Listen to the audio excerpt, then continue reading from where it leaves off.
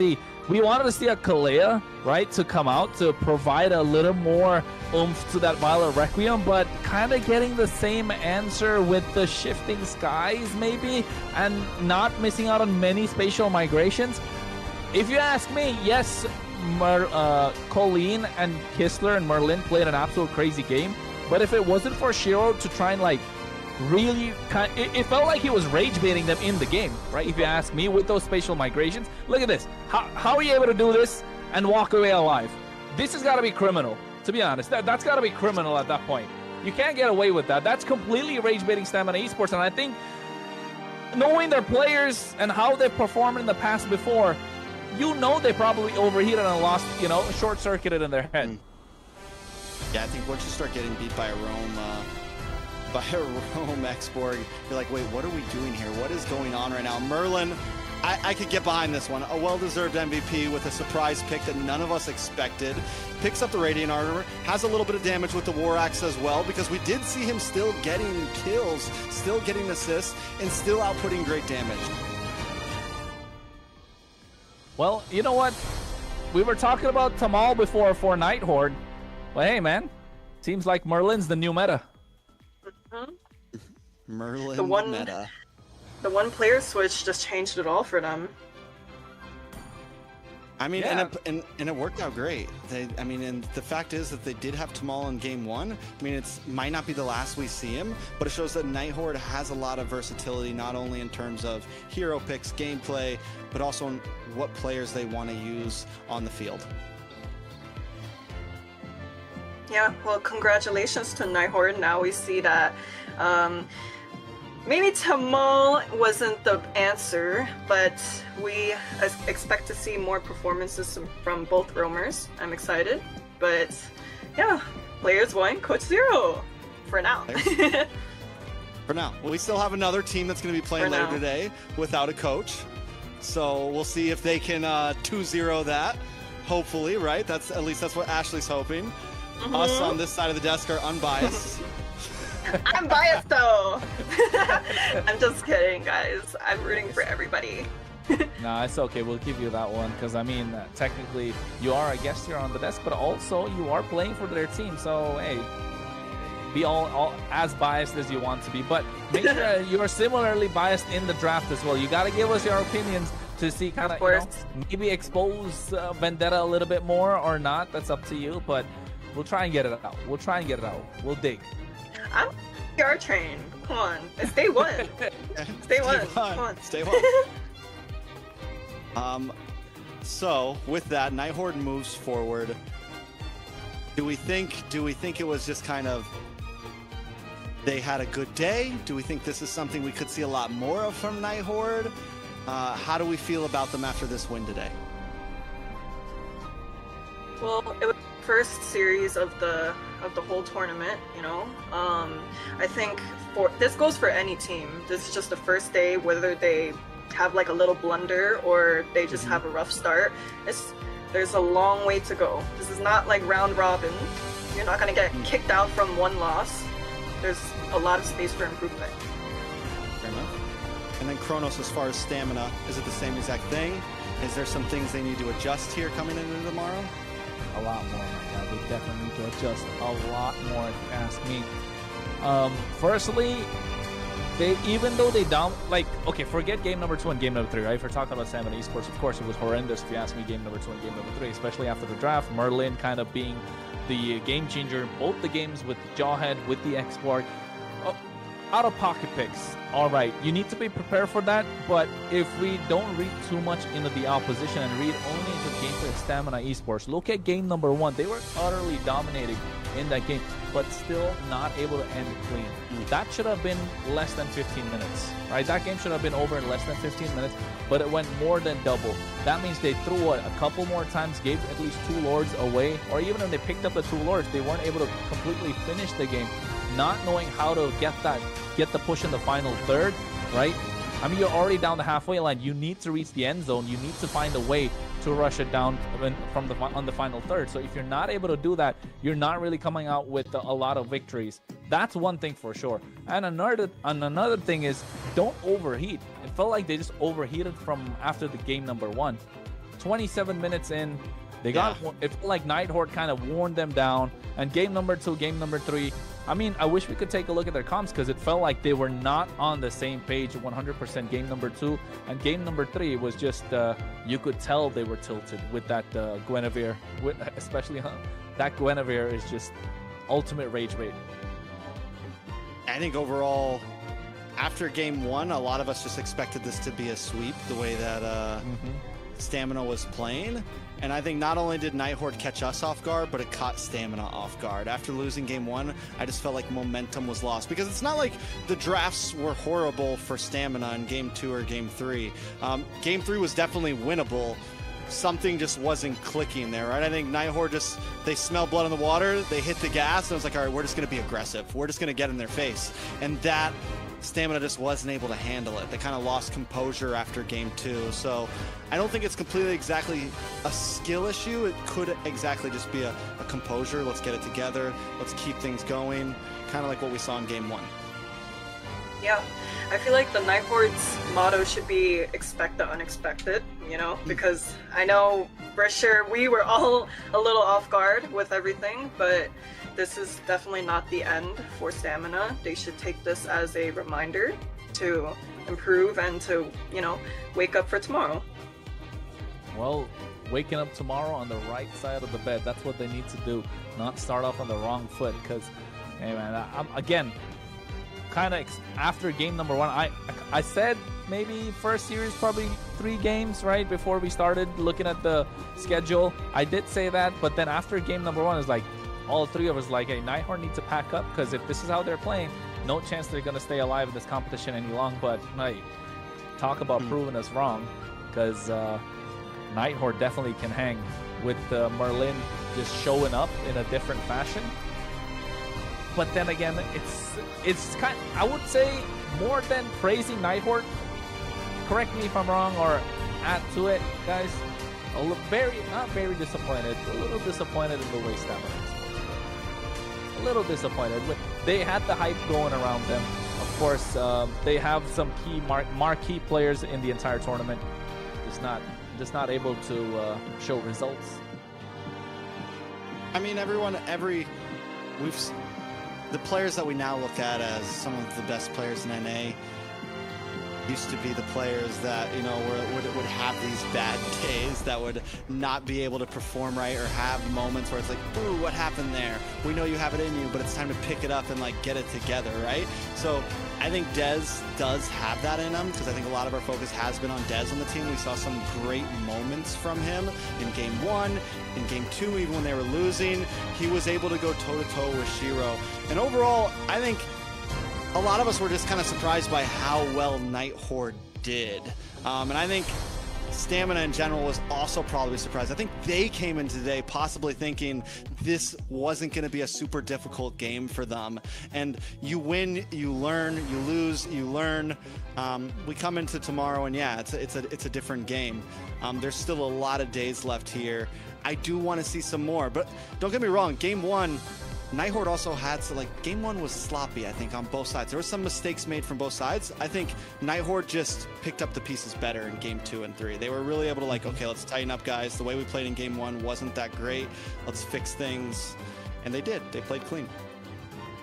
Yeah, for sure. Like, game 1 compared to game 2 and 3 for the side of Nighthorde and Stamina. Well, mainly in Stamina side, right? Because Stamina won first game.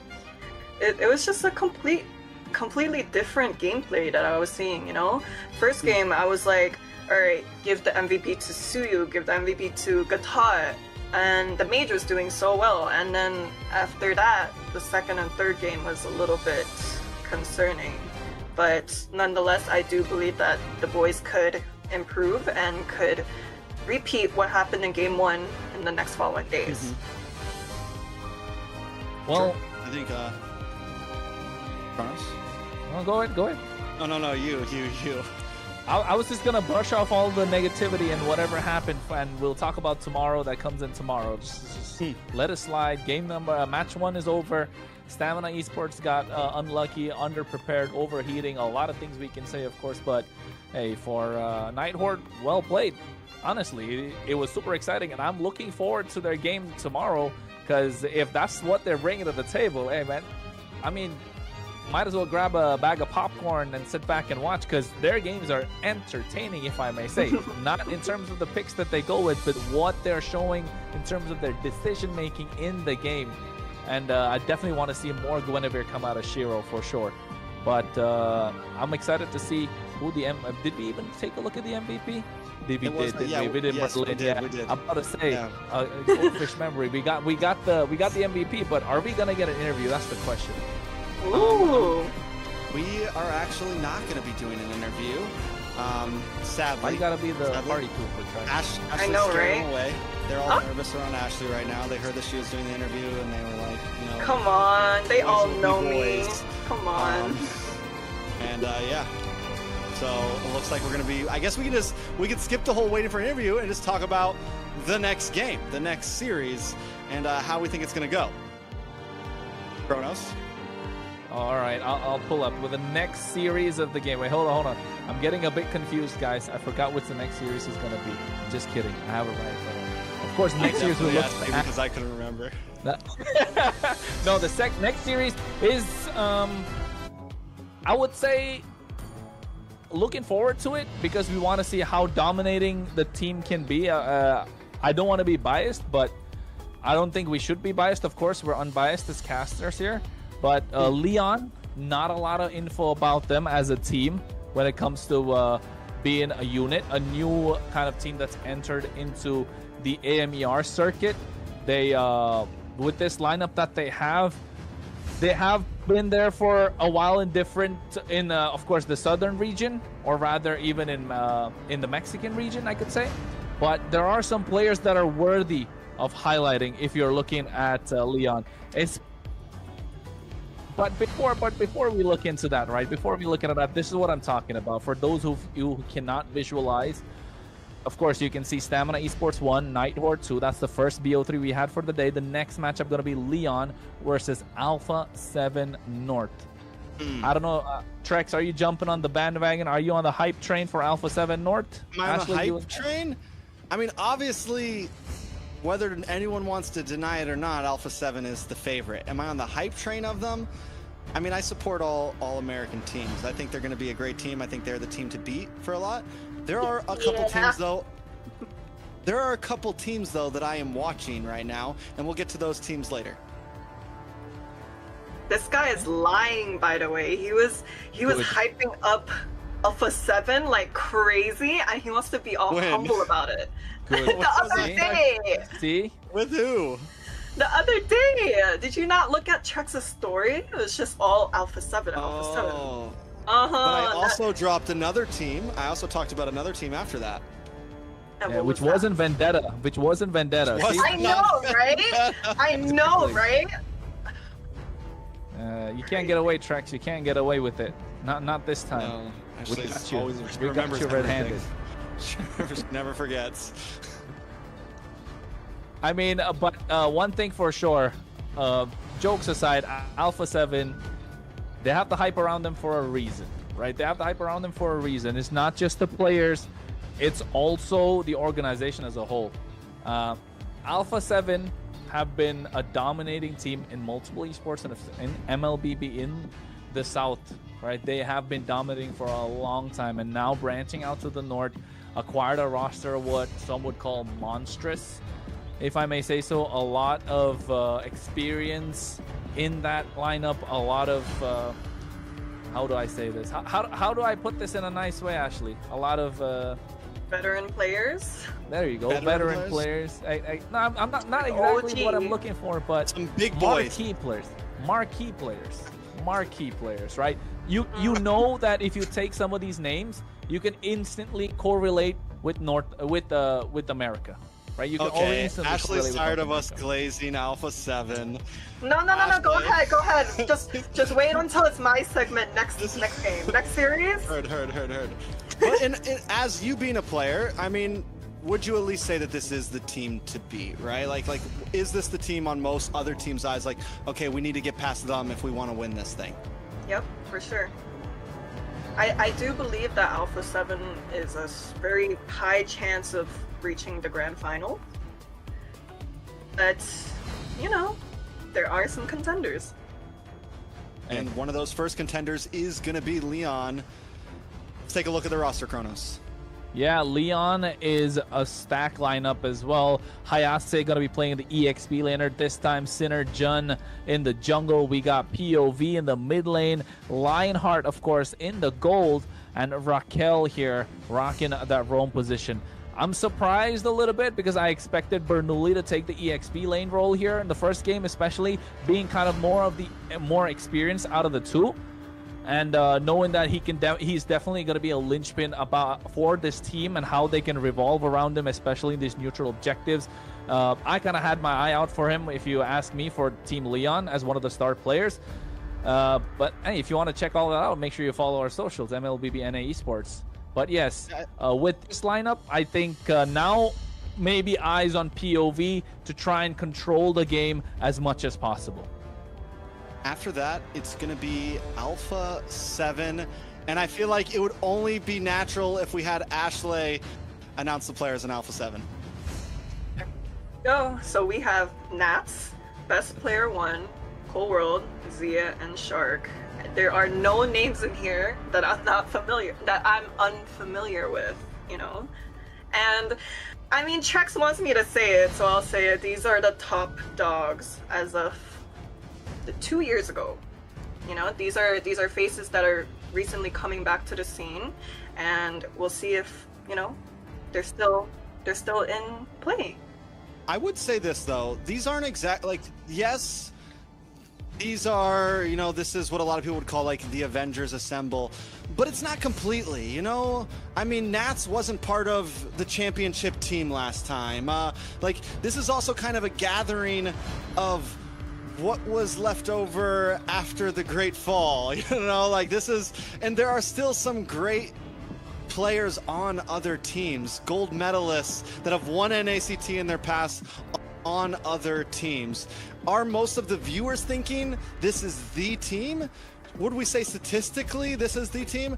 But I don't completely think that this team is unbeatable. A lot of these players that we're seeing here have made mistakes, have lost games, have had choke moments. Just about every player in this team has had a bad moment or two.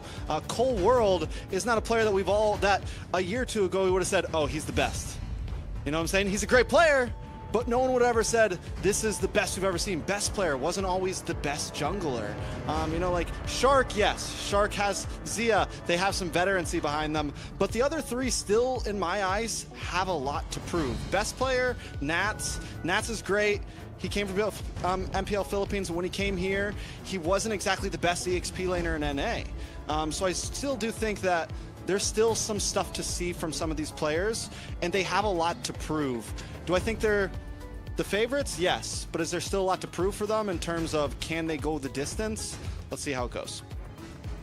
Yeah, I mean, they do say that players have to start somewhere, right? A player doesn't just straight away become the best at their role.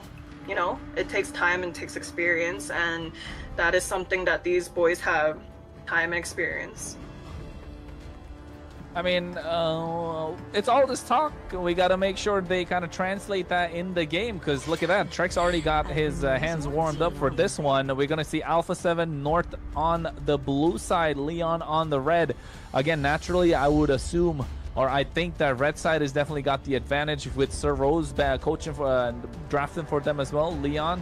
So I'm just joking, actually. I know I see that reaction. Oh wait, I was like, butterflies. What? Traitor. I was like, damn. That's new. But hey, I feel like we're like leaving Lion behind. Like, we're not speaking much about these guys. I mean, they're a team that's definitely been there around a lot. These are a mixed bag of players that kind of have not hit that, how do I say, haven't hit that A-tier, S-tier mark yet compared to the players in Alpha 7 North, of course. So we will have more information about Alpha 7 in the North. But Leon, again, hey, it's not like they're here to just hang around, right? They're here to get that slot in the EWC. They're here to take it all. They're here to make an upset, especially in this global ban. They've been grinding for a long time. Their scrim results, if I may say, have been good. Haven't been the best, have been good, right?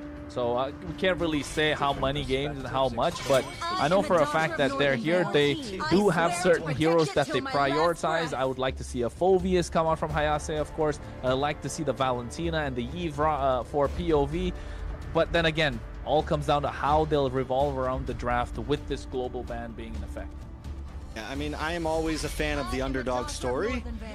Leon, this is their perfect opportunity. No better opportunity than to come in first day, first game, and try to cop a win off of what people would say are the favorites. If they do it, my eyes will be on them for the rest of this tournament. I will be a Lion fanboy for the next 6 weeks, okay? And I'm saying it is, again, it's possible. We've seen some crazy stuff happen in Mobile Legends. So, but in terms of knowledge about this team, they're definitely just coming into the eyes of international viewership, right? At least in terms of North America and things like that. So I'm excited to see how they play against Alpha 7.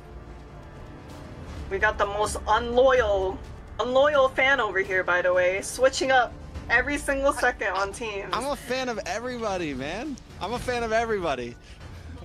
But nonetheless, I do think it would be kind of crazy if Lion were to take at least one or possibly the whole entire series away from Alpha 7. I mean, what I want to see is how they're able to draft against Alpha 7, right? Don't forget, Sir Rose, one of the great minds in North America. He knows how to make a team tick. He knows he's worked under experienced coaches. He knows what the team kind of needs. So if Lion are able to kind of get the better of him in draft, oh, that would speak wonders indeed. So Valentina preventing the Sora, preventing the Grok coming out on the red side. So the answer's got to be maybe a Phoveus. There you go, Phoveus that I was talking about. The Harley locked in early on, so you know pressure is already on for these neutral objectives and pickoffs as well. I see through my scope. So where do we go from here? I'm wondering if the Harley. Do we think it's that good to be first picked without knowing what the enemy jungler is? Yeah. We feel like it's that good. Everyone's on board with that. Okay. Yeah. All right. 100%. I was surprised we didn't see it first pick. That's good. Heard. I rule what I see through my So scope. correct me if I'm wrong, does Lion have a coach? No. Okay, so this is another one of those player versus coach situations, huh? There you go. I like the Leslie. In true North fashion, no coach, man. You just that's where the roots were grown here. Yep. Coaches are a pretty new thing. Yeah. It's like, you know, you get the roots growing, and then you see one root come out named Coach, take a scissor, cut it off. Like, hey, we don't need that anymore. Exactly, we don't need it anymore. Exactly. But I mean, Leon drafting really well here. Winning out in the laning phase, I'd say. In the EXP lane, it's hard to win against the Phoveus. And you can see already the Sora not being let through whatsoever. I'm assuming Sora's going to come out from the side of Leon now, as they've taken out the Uranus again, which would be a problem for the Harley and the Phoveus. The Suyo, yes, picked up on Alpha 7, is still countered by the Harley. We've already seen that with Dez on the Suyo, the Claude, the Leslie. So far it's going good. I'm just surprised they didn't take off. What was I talking about? I forgot. Bro. Jungler. Sora. They didn't pick up the Sora. Sora. There you go. I lost that one. Yeah. So. Your team. How do you feel about this Leslie pick, Ashley? I love it. Okay. No bias aside or anything, but so far I am so much on the side of Lion's draft so far. We have Harley that counters Suyu. We have Leslie that counters Claude. And Phoveus, which is just like an OP EXP laner. The Kufra pick. Kufra. It's good. I mean, in technicality, it works against the dashes of the Suyo, it works against the Claude a little bit, it works against the dashes of the Valentina. Is it a super popular roam pick right now? Not really. Nope. But on paper, it doesn't look too bad. Yeah. I don't know, like man. Theory crafting wise, it doesn't look too bad, but it's. I agree with you on that Kufra on paper, but then, you know, it just doesn't tie up this composition so well. You can see a lot of holes. The rotations are going to be so much more slower. Alpha 7 are going to be so much more active on the map. Leon have already off the bat have to play more passive with this Kufra being picked up. They need something in the mid lane now to try and help them. They cannot go something super aggressive. They cannot go passive. They need something that can pick them off. And there you go. Find the ultimate answer with this Kagura. So, I mean, right now, the whole composition is we wait in bushes, we ambush. It is not a dive comp. It is not a dive comp. It is a very reactionary comp, except for the Harley. But even then, most of this composition is we wait for our moment. Yep, 100%. You're just throwing the Phobius in, and then everybody else just sit back and relax. But I mean, I was a fan of Lion's draft up until the last two. Now I do think it's more balanced on the side of Alpha 7. But what do you guys think? Hey, I think Alpha 7 more balanced. Lion definitely off the back foot, but if they get the ball rolling, hard to stop them because Suyo is going to have a tough time here. So eyes on best player is what I would say here, Trex. Yeah, so let's jump into the second series of the night. Alpha 7 going up against Team Leon. Excited to see it. Can the upset happen? You know, Ashley said it. It would be hype. It would be crazy to see, and that's what I'm a fan of. I'm a fan of the hype. I'm a fan of those moments that catch us off guard in these games. I'm not one to say that Alpha 7's going to lose this. They're definitely the favorites. But if Leon pulled something off, Kronos, it would definitely be insane. Hey man, that's what we're hoping for. We want eyes on the product, of course, and we're talking about MCT AMER. The only ways to try and get that done is if you can take out the fan favorite, right? That's what we're looking at. Leon already behind the 8 ball as we expected when it comes to river control, when it comes to rotations. They need to play passive, and you can see Leslie taking a lot of damage. Ooh. Might be first blood too. Yeah, that's a close call already, and this is one of the things you do have to watch out with Leslie. There's not a big, you don't have a dash exactly. You have the knockback, but not really a dash. So you have to watch out for these ganks early on, and Alpha 7 are gonna be looking for them. They're gonna get aggressive.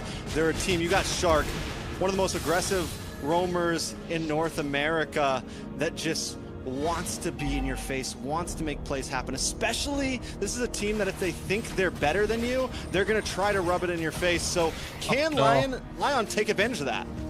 Yeah, I think this is what they want to do. You can see already coming in, Synergen looking to pick off Cold World. If it wasn't for best player, that could have been first blood, possibly a double kill too. Yeah, definitely already some aggression from Team Lion here. Up in the top side though, the off lanes are not doing too hot for Team Lion. Nats definitely getting the win over Hayase right now, and on the boss side, Leonhard also just having trouble. Yeah, I think it's just, again, because of the fact that their mid trio can't really play as aggressive or take charge, but you can see already after the hat trick being used, they go into the Black Dragon for a block down. It's going to be first blood in the hands of Alpha 7 North, powered by Runestone, and now they go in. Infernal Pursuit after Infernal Pursuit, but too much damage from POV on this Kagura. They get one, but they trade another back. Alpha 7 ahead of the 8 ball will have POV control over this turtle pit, but you can see POV already being annoying with that same A umbrella. One umbrella against 3 heroes, able to push them back, but still best player gets the turtle. But we're seeing some small possibilities. It's 2-1, a small gold lead over the hands of Alpha 7. I would say Synerjun saw that he almost got a kill there, and then maybe got a little too aggressive, used the hat trick a little too early on, and once the Black Dragon came out, there was no way to escape. Team Leon made a small mistake there, but it's not unrecoverable. Yeah, it's not unrecoverable, of course, especially when you know you have a lot of damage on your side. Yin Yang overtime, and I was talking about POV in the draft tracks, and this is why flexible player knows what to do, finds the opposition off guard, and catches them. That's a point of view for sure. Catch them. I mean, this is what we're looking for. But the thing is POV's not just playing it from the bush. He's right in your face right now. He's finding those moments, and Shark's gonna have to be careful. The rest of the team is gonna have to watch out for that. Nats as well. One big combo, and this is early game. Normally the Kagura doesn't pop off until maybe 7 minutes or so, second item, but we're already seeing kills locked in. And this is good for Leon too, if you ask me, because They're not able to control the river with the lineup that they have, and they know they have to camp bushes. So Shark knows that he sees them. I think Raquel knows that they see him. Now he's going for the Tyrant's Revenge just to be annoying. And look at the top side. Once Hayase starts popping off on this Phobius, oh yeah, it's going to be difficult for Alpha 7 to find any sort of advantage in these pickoff situations. Yeah, I think they need to kind of... Oh, another pick. Hey man, just face checking bushes. Just not walking through it, just jumping around. Yeah, but the fact that... Hold on. A little bit of damage. Wrong target, I'd say. I don't think he necessarily saw Cold World in there. We're looking to find him now. The bouncing ball is trying to stop them from coming through. Turtleson is already spawned, so you know Lion wants to contest, but Alpha 7 do not want to give it away. Raquel's actually playing this Kufa pretty clean right now. A little bit of damage on a Shark. Shark's practically useless. Yeah, Black Dragon already going in. He already popped the Revitalize. Look at the locked up backline. Trickman, Petrify, along with an AOG coming through as well. They find the target 1 and 2 falling down. Now they find the third POV. Not looking good at this point. And that one play off of Nats just turning the tide around completely. Hayase is next on the chopper block. They're looking for a wipeout. They don't want Lionheart to live. And they do find it. It's 5 members down in one singular fight. Only 5 minutes in the game. Alpha 7 North. Get on the bandwagon. Get on the hype train. See, that's the thing, right? Lion can look good. They can. Oh, nice shutdown by POV. Get some gold into the pocket. That is huge. Will it be enough? But still, it's nothing in response to what Alpha 7 just did. Biding time. They don't have to exactly be winning the whole game. It just takes that one fight, one big triple man petrify from Nats, and immediately the game is thrown into their hands. Yes, Lion was doing well at kind of like holding them back, but once the dam broke, the flood came in. Yeah, I think it's now about how you control it, how if you're able to stop the water from leaking through, or if you're Lion, right? Most definitely. We'll see exactly how it goes. Let's take a look at the items and at the gold spread. Everyone in Alpha 7 does have a lead. Up in the XP lane, we were really hoping that Hayase would have that pop-off moment. He hasn't really yet, and he's falling drastically behind Nats in terms of gold and itemage. And if Nats keep playing the way he is, that's only going to get worse and worse. And the thing is Hayase is supposed to be this big front line. He's supposed to kind of control the pace of these fights and give Lion the time to be able to maneuver through and find the pickoffs. Yeah, I think Nats has reached the point where he can tank a lot of damage. Again, it's not looking good if you're Leon. Pav POV on this Kagura. Yes, he had a great early start, got it shut down. But now with the rest of the composition, it's technically super late game, right? You need the Harley to scale, hasn't scaled to that point. You need Kagura to scale. You need especially this Leslie to scale and give the space. But this Black Dragon in the hands of Nats is going to be so crucial. They need to find a way to lock him down and shut him down early, especially now that they're almost 8 minutes in. Otherwise, it's going to be difficult. And look at the top side of the river as well. They're already chasing him down. Synergen didn't have anywhere to go. Oh, Raquel just jumps into death right there. Yeah, all in or nothing at this point. Finds nothing, but you can see the backline. Zia going to the Blazing Duet. They get the tier 1 tower. AOG created the separation that they needed. And now you can see the gears turn and Cold World marches in, finds the target, takes him down. It's not looking good if you're a Leon fan, but if you're cheering Alpha 7, you might as well type Alpha 7 GG. Yeah, all it takes is one moment. It all started with that second turtle, and from there on, Leon is just falling behind. Synergy continues to walk into death. Looking for small plays. Raquel as well. They should get the kill here, but maybe not. No, he walks away. They used everything. Cosmo finds 3 veterans. 4 is the maniac. It could be the first. Savage. Heiner to get shut down by Hayase. It was the opening. It could have been a big turnaround. A highlight reel moment. Just not there, is it? It's still highlight reelable, I would say. It's reelable, You know, it's possible. You get the Maniac. You dive in for the Savage. Didn't quite pull it off. It's still day one. It's still day one. Taking a look at the items, though, that death does kind of hurt. You picked up the Sky Piercer as your second item. You lose some stacks for that. Is it going to make a huge difference in your advantage? No, but depending on how Lion wants to play this, anything can happen. We saw it in game number 1 of the last series. The Harley did eventually find its groove against the Suyo. Can Sinner June do that, though? 0, 4, and 3 right now? It's a long way to go. Yeah, 0, 4, and 3, especially if you're Harley, you want those pickoffs, and at this point, you're not getting the space. That is the most important part, right, Trex? You're a Harley, you want to scout these pushes, you want to hide. It's broken walls map, you're able to move around a lot more freely, but look at Shark, man, he's just zoning. 5 members all by himself. So, I mean, at this point, can Lion actually do anything? They do have some set potential. Raquel, maybe we see a huge Tyrant's Rage, something crazy. Alpha 7 gets a little too cocky and over-engages. But even then, with their composition, the damage is there, the sustain is there. We haven't even really seen Zia get that involved. We've seen one Blazing Duet pop off. Once that starts happening even more, it's even more of a problem for Leon. Yes. Yes. If you are an Alpha 7 fan, you are gonna be right. You are gonna be sky high. Your ego is gonna be inflated. You're gonna have a big head. But if you're Leon, you're looking for the next possible set. And if I'm Raquel, I'm looking to take that push now. Oh, just not able to charge that Tyrant's Revenge, right? The Lord already marching on the top side. They don't have the damage. Try and defend this. I think if I'm Alpha 7 North, I want to end this all. Yeah, if you're Leon, you just need to not let an inhibitor go down. Because another hero we forgot to talk about, the Leslie. Leslie will have some big late game potential. But can they get there? We're 10.5 minutes in. We're looking at probably another 6 minutes till Leon can really do anything major. So try to save this inhibitor at all costs. I don't know. They need to do everything, but they don't have the wave clears. Black Dragon? Wave clear tracks. That's the problem. Black Dragon already going in, looking to lock down the back line, but you see nice Revenge Rage combo. A lot of damage coming through, but they just don't have to follow. Look at the end of the back line. Goes in. Blazing Duet with a Winter Crown. They're trying, but they can't. A lot on the plate for Hayase, but he goes down instantly as well. 2 members traded for 1. Only best player down. Leon able to defend, but losing the inhibitor up top. Yeah, it's pretty much all burst damage on the side of Leon, and you said it perfectly, there's no big wave clear.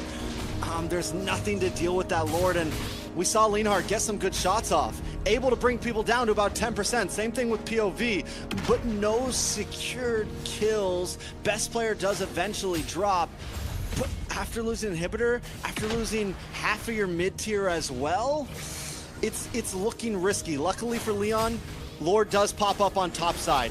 It's the only thing that's going to help them a bit in terms of trying to control these waves if they want to try to fight for this Lord.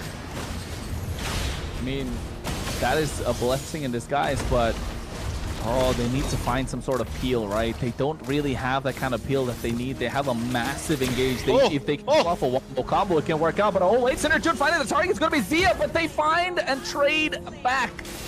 That's not looking good. Leon, just when they had their game in their grasp, it's just slipping away. A lot of times when you're this far behind, I would say any trade is a good trade, especially since there's no like Lord coming exactly. So I'm not completely against that. It sucks that you lose Sinner June. He will be up in time to maybe look for a cheeky Lord steal, maybe get some slow push on the side lanes. So I wouldn't say that's terrible for Leon there. Yeah, definitely not terrible, of course. There's still, I mean, it's not over until the fat lady sings. Right, that's what I'd say. But at this point, you want the singing fat lady to be POV Pav on this Kagura. 4-2-0. Definitely has the damage to take down the opposition. Just needs to find the squishier target. In this case, find best player, find Zia, find Cold World. That same Umbrella with that Yin Yang overturn can completely turn around the fight. But right now, they're looking to go with the Black Dragon form. Synergy and take it first, so they're not going to be able to contest the Lord. It just takes 2 members to zone out the rest of Leon, and that's just doing it by himself. Cold War doesn't even have to use any sort of ultimate, doesn't even have to go in. Shark just under the tower. Pow! Raquel goes in. Rage gets Shark. But yeah, oh my goodness. A little too deep for Shark. A little bit of an overcommit there from Shark. About 10% health and jumps under the tower, gets caught by the Rage. But still, they get another inhibitor. Alpha 7 playing with material, right? As long as we get a little bit more out of these trades, we're always winning. I mean, at least they're up. That's what they're up material. In this case, towers. They haven't taken a single tower away from Alpha 7, Leon. Only one left standing for Leon, and this is an absolute bloodbath. A massacre. 14 minutes in. The Lord's marching to the top side. They're slowing it down as much as possible for Shark to make his way. 2,000 gold lead in the hands of just best player. 2,000 gold lead into the hands of just Zia. Leanheart so far behind. Synerjun so far behind. And these are supposed to be the ones that are really putting on the kill pressure. Yes, POV's had a good game in terms of how Leon is standing right now, but it's just not enough. Someone else has to pick it up. Well, they have to. At least they got the Lord taken down early as possible. Raquel went in the Tyrant's race, but they kited out so beautifully. Nice Dark Wave coming to two members. Same Umbrella as well, doing the job, but just no follow-up coming through. Raquel got heavily baited into that. It's not looking good for Leon, but they're able to defend. They lose their last inhibitor, and that's what Alpha 7 wanted. I don't know if they're looking to get the job done, but they definitely have a next set of wave marching in. Do they stick around for it? Alpha 7, I know they want to clear it, but also they can't overcommit too much. One big mistake could turn things around. Leon, though, on the final defense. Yeah, AOG going through his own line with the Blazing Duet, but they take him down, and Leanheart falls as well. They trade 1 for 1, or rather 2 for 1 in this case, as Raquel's not even there in the fight. Black Dragon not doing a lot. Oh no, Synerjun gets taken down. Raquel again. BMI, nobody home. Yeah, it feels like Alpha 7 are looking to end this one. They're trying, but I will say this, Leon is defending. They get a wave of minions just in the nick of time. Oh, wait, they are trying to end as well. Dark Wave come through, but a lot of damage being done. Pav is the first one to fall, and the only one they kind of need. A Dark Wave coming through from Cold World this time, who goes in, gets the double, and now for the end, the Blazing Duet comes in as well. Clear the waves out. Call it off. Alpha 7 North, a dominating display, 24-9. Game number 1 in their hands. Leon tried to hold on, but Alpha 7, once they find that second turtle, the game was in their hands. There might have been a few minuscule mistakes. Maybe they could have ended it faster, but overall, Alpha 7 just with a dominating performance, Ashley. Pure domination, honestly. You know, I was expecting a little bit more from the Harley and Kufra plays, but we were seeing a bunch of, you know, mistakes or just wrong mechanics, wrong targeting. You know, I was expecting a lot more, but I would say on the side of Alpha 7, the Gatot was doing really well. The Valentina was also doing really well. Something that kind of put me off guard was Marcuti's on mid lane now rather than roaming. And I know the last time we saw him play, he was on roam, and so seeing the switch up is a little, you know, it's a little familiar, wouldn't you say? Most definitely. I think everyone had their moments. I was a big fan of Nats that game. I think Nats catching Synerjun continuously was just the thorn in their side. They never gave the Harley time to really come online. I mean, even taking a look at the items, we're 15, almost 16 minutes in, and Synerjun was just getting to 4th item. To whereas you look at Alpha 7 and everybody was just about fully stacked. Even Shark was close to getting fully stacked. Even Shark was out golding Synerjun by the end of that game, the roamer, and that just speaks a lot to how much, like, who they knew to target. They always had the right target, and they were always bullying down on him. I mean, yeah, go ahead, Ashley. Okay, yeah, I don't know why I didn't mention Nats for some reason. Like, even though I would say Nats was the star player for this round, I have no idea why. It just blew my mind. But we could see in, like, the early game, this guy got a, what was it, a triple or a 4? Petrify. Yeah, and it just, like, it paved the way for the rest of the team to just follow up and knock everyone down. I mean, that's what I was getting at as well.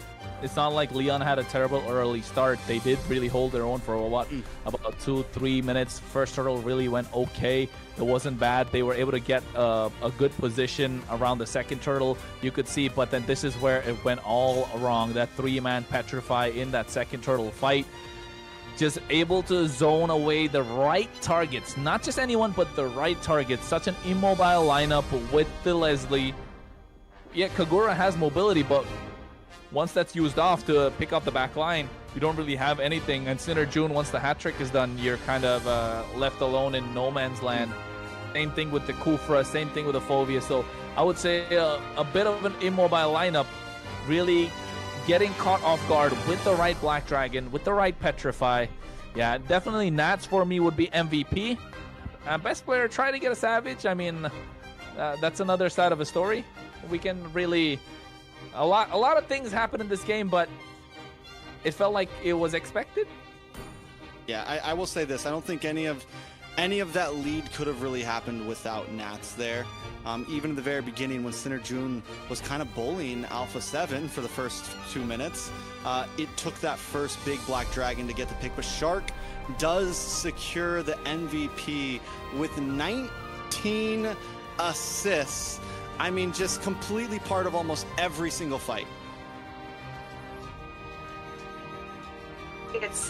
I mean, well-deserved MVP for Shark, but you know, I can't seem to think, you know, the user was making pretty crazy movements, you know, and as like a top main, like I can say this truthfully, like this man was going crazy with the petrifies and the engages, the disengages, like everything was just perfect.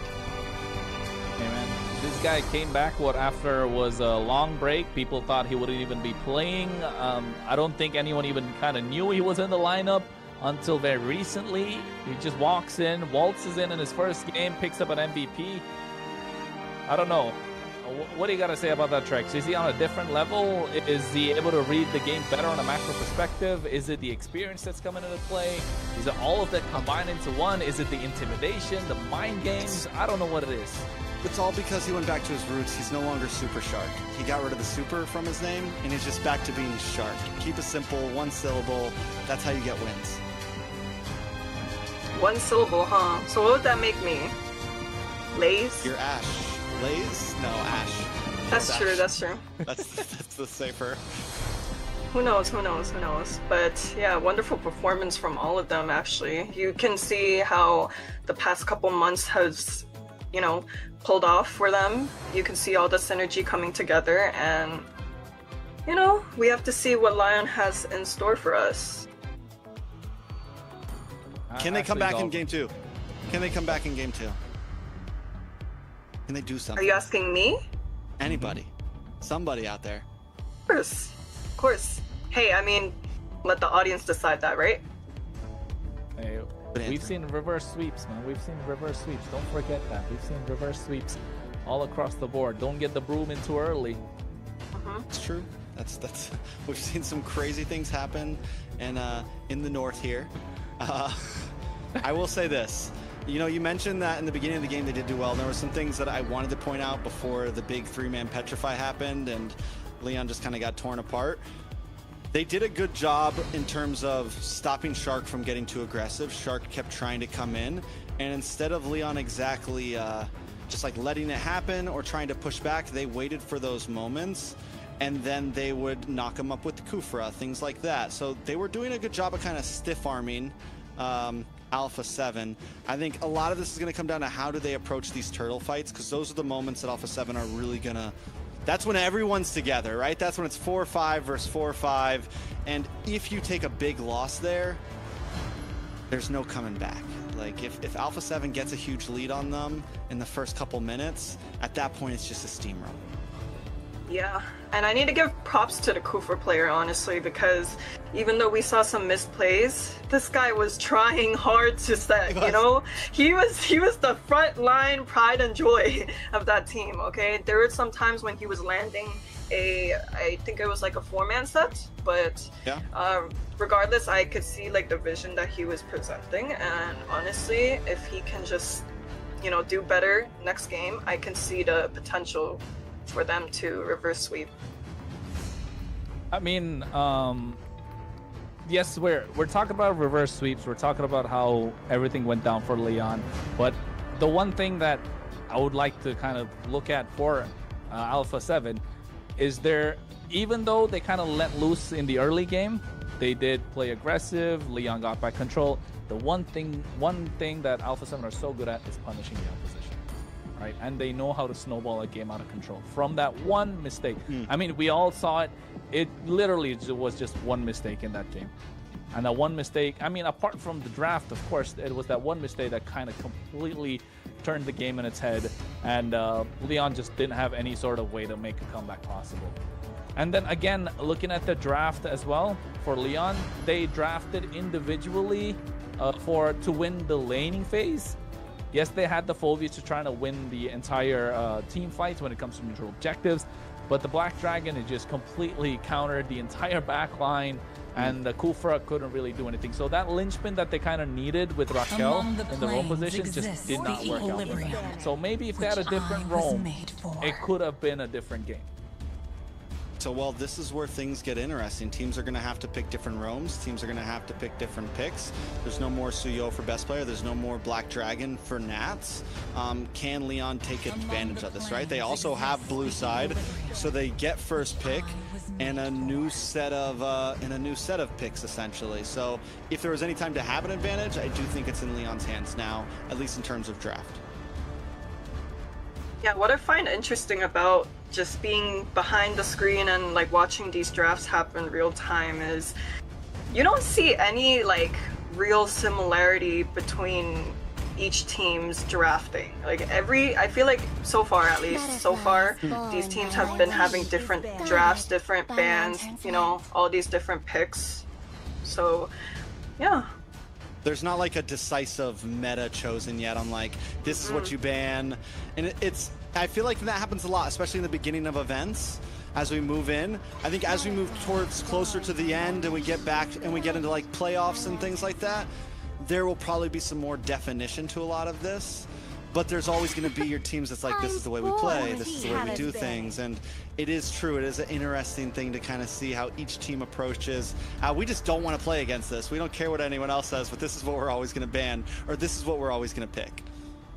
I mean, adding to that statement that you just said towards the end, I think in this case, definitely Alpha 7 do not want to play against the Freya or the Sora since they can't pick up the Valentina at the moment. So don't give any sort of unnecessary advantage, adding unnecessary pressure to yourself. So I'm expecting those two to be banned out on the red side. The Guinevere is a solid ban for Leon. With what they've played so far and the little bit of information that we have, they like to play goal lane that plays a little safe, a little front to back. They don't really play super divey, so preventing anything that could possibly make it a problem. The Guinevere, the Eve, wait, Marcel though, Trex. Or do they go for the trade here? They leave the Sora and the Freya open, and you get one, we get one, and then next game we still get another one. If it happens to go to game 3, right? Might be the best option instead of leaving something else powerful open. So that could be what we see from Alpha 7 here. And if that's the case, do you pick Freya or do you pick Sora up front on blue side? Yeah, I was literally about to ask the same question. Like, what would you do? Would you pick up the Sora or the Freya? I'd say Sora for me. I think it's a comfortability. Like, what's your gold laner want? That's too. Like, hey, what do you want, Ashley? You want the Sora or you want the Freya? But Sora could be used on EXP lane too. That's fair too. Gives you some flexibility, so there's more draft potential with it. Now we're theory diving. Ashley's becoming a real deal analyst at this point. Exactly. Hey, I've been doing this since the start. Don't worry. Hey, well, Freya is something they don't want to give away. So Sora got to be picked up here, right? Easy, just an easy no-brainer. Yeah. It's got to be a Sora pick up front. And Alpha 7 can't pick the Valentina. Bosch is open though. Oh. Bosch is open. Sora is stupid. And there's no Valentina response. Yeah, I feel like with the fact that there's no Valentina, you just go Sora. Why is Leon thinking so hard? It's match point. Maybe they're thinking about the next one. Oh, they went Valentina. Tomorrow? Oh, they went Valentina. But what was the point of that if Alpha 7 can't pick? Alpha 7 has to pick. If they pick Sora, you already know that's happening, right? So in a sense, you already have the counter pick to one of their picks. So they're not red side wouldn't get a full swing back of 2 picks, right? They're getting a Sora, which doesn't play great into the Valentina, and something else. But then Leon gets the full 2-pick swing back. No, but I'm still a little bit confused because on Alpha 7 side they can't pick up the counter. Really good. Yeah. That glue is so good at this point. They know they can't pick the Sora. They know they can't pick up a Grok or Leon, which is Shark's Shark's favorite roam, if I may say so. There's so many other picks that they can go for, but would really give away a lot to Valentina. So why? You pick the Valentina, you pick the Sora. So basically, you use 2 power picks in one singular game. And now, if you win this game and go to the next one, you really have to ban out the Sora. Otherwise, Alpha 7 would pick it up. So, hey, this is difficult. Exactly how it goes. Does Leon take the Sora here? Do they just keep it simple and not bite into it? You guys have been talking about how good the Harley is, so Alpha 7 just feeling comfortable. Oh, yeah. Whoa! The Kaja. They're good? Like, Leon's good? Leon's good. Leon's draft is good. But you know what? I don't want to speak too soon because this is what they did in the previous game. It's like that meme, you know, you had us in the first half, not gonna lie. So I don't want to get caught off guard again. You know, you might find some random EXP pick all of a sudden. Maybe probably gold lane Layla or something come out. I don't want to see that happen. I'm not gonna lie, I have like a question mark on top of my head right now. Yeah, I don't... Everything, like the first pick Val and then the Suyu Kaja into a Harley. I agree with the first pick Valentina. It should have just been Sora. They were just overthinking. Now Sora's gonna get banned out. But I am quite confused right now. I mean, I guess the Kaja, you have the opportunity to catch the Harley. The Harley. Maybe. My kiss. You can also kind of maybe peel the glue if things get crazy with that. If there's no fighter gold lanes, then you preemptively take that. But is it like something you had to do? You could have maybe even last picked Kaja. It's not going to get banned out. It could have been something that you kept in clutch for more of a later choice on. You know, now that I'm thinking about it, I'm wondering if Leon even has a Sora player. Ooh. Because that could be the reason why. Calling them out right now? You saying there's a hero pool diff? No, not at all, not at all. I'm just saying, like, I mean, they went to just throw out the whole entire pick, you know? They didn't pick it in the second phase, so maybe they don't have a Sora player. I mean, I feel like, yeah, even if you already have the Valentina, no matter what they pick, the Sora is just that good that you should just lock it in at this point. Play the hero. But maybe Alpha 7 knows this. Maybe you're right. Maybe they don't have a Sora player. Maybe Alpha 7 is like, yeah, we're still not going to ban Sora because you're not going to pick it up. Because it's still open at this point. What if Alpha 7 just says, screw it, we'll play Sora against your Valentina and take the win? That would be a statement, wouldn't it? That would be a statement. Still a possibility here. All I'm saying is, in any other tournament, I have been seeing Sora first pick any chance they get. I agree. Any chance. Yeah. Trust me, we're thrown off by it too. We're just trying to make sense of it. At least like the possibilities of what it could mean. I mean, even the only way she kind of stopped the Sora is you can't really beat him in the lane. He's kind of unbeatable. Broken pick and EXP. That's why he's so prioritized. The only way you stop him is if you wall him in the lane. And the options are Uranus, Glue, Yu Zhang. They're all taken off the table here. So, I mean, if Alpha 7 want to gamble, give Nats the benefit of the doubt. Just give him the Sora and run wild with it. Leon are forced to put this Valentina in the EXP lane because they don't have an answer. So then you're probably looking at maybe if they want a Lunox to add more burst along with the Kaja, and they need something else in the goal lane, but then it just becomes so squishy for the Harley to pick off. So, I mean, even though Leon are thinking well, they're just falling right into the trap of Alpha 7. Fair enough. Fair enough. I think at this point, though, we do get the Granger pick. I don't think this isn't a... I mean, it's still good. but it's not something that's been like a prio across the map in terms of gold laners. You do have the poke though. It's going to be able to not be as easy as a target for the Suyo and for the Kaja and for the Valentina, honestly. You have the ability to dash back, you have the range. So I don't think it's bad exactly here. Yeah, honestly, I'm a fan of the Granger pick. You pair that with the Zeton, the Harley, and the Glue. It's kind of like very run it down. And all you have on the side of Leon is the Kaja and maybe the Suyu, but that's about it. I think I heard a Sora. Yeah, there you go. Okay. Okay, okay. I know, right? Imagine if we didn't see Sora in this game, we'll be pulling our hair out. Like, honestly, like, what is wrong? Why do both these teams not want to pick up this hero? But hey, at least finally comes through. It's going to be in the gold lane. EXP Terizla, a massive front line. They're looking to dive the opposition, and that's exactly what Alpha 7 kind of want. They drafted into a kiting composition. The Zetian's there, the Granger can kite, Harley can pick off. This is the final linchpin that we're looking for, and Phoveus just adds more firepower. But if you ask me, if Leon get the early game in their favor, yeah, they're running with the game. Yeah, I mean, there's definitely possibilities with Leon here. The Kaja pick is still a little iffy for me, especially with this heavy dive composition that they brought. It would have been nice to see something like a Grok. It would have been nice to see something, a big aggressive roamer.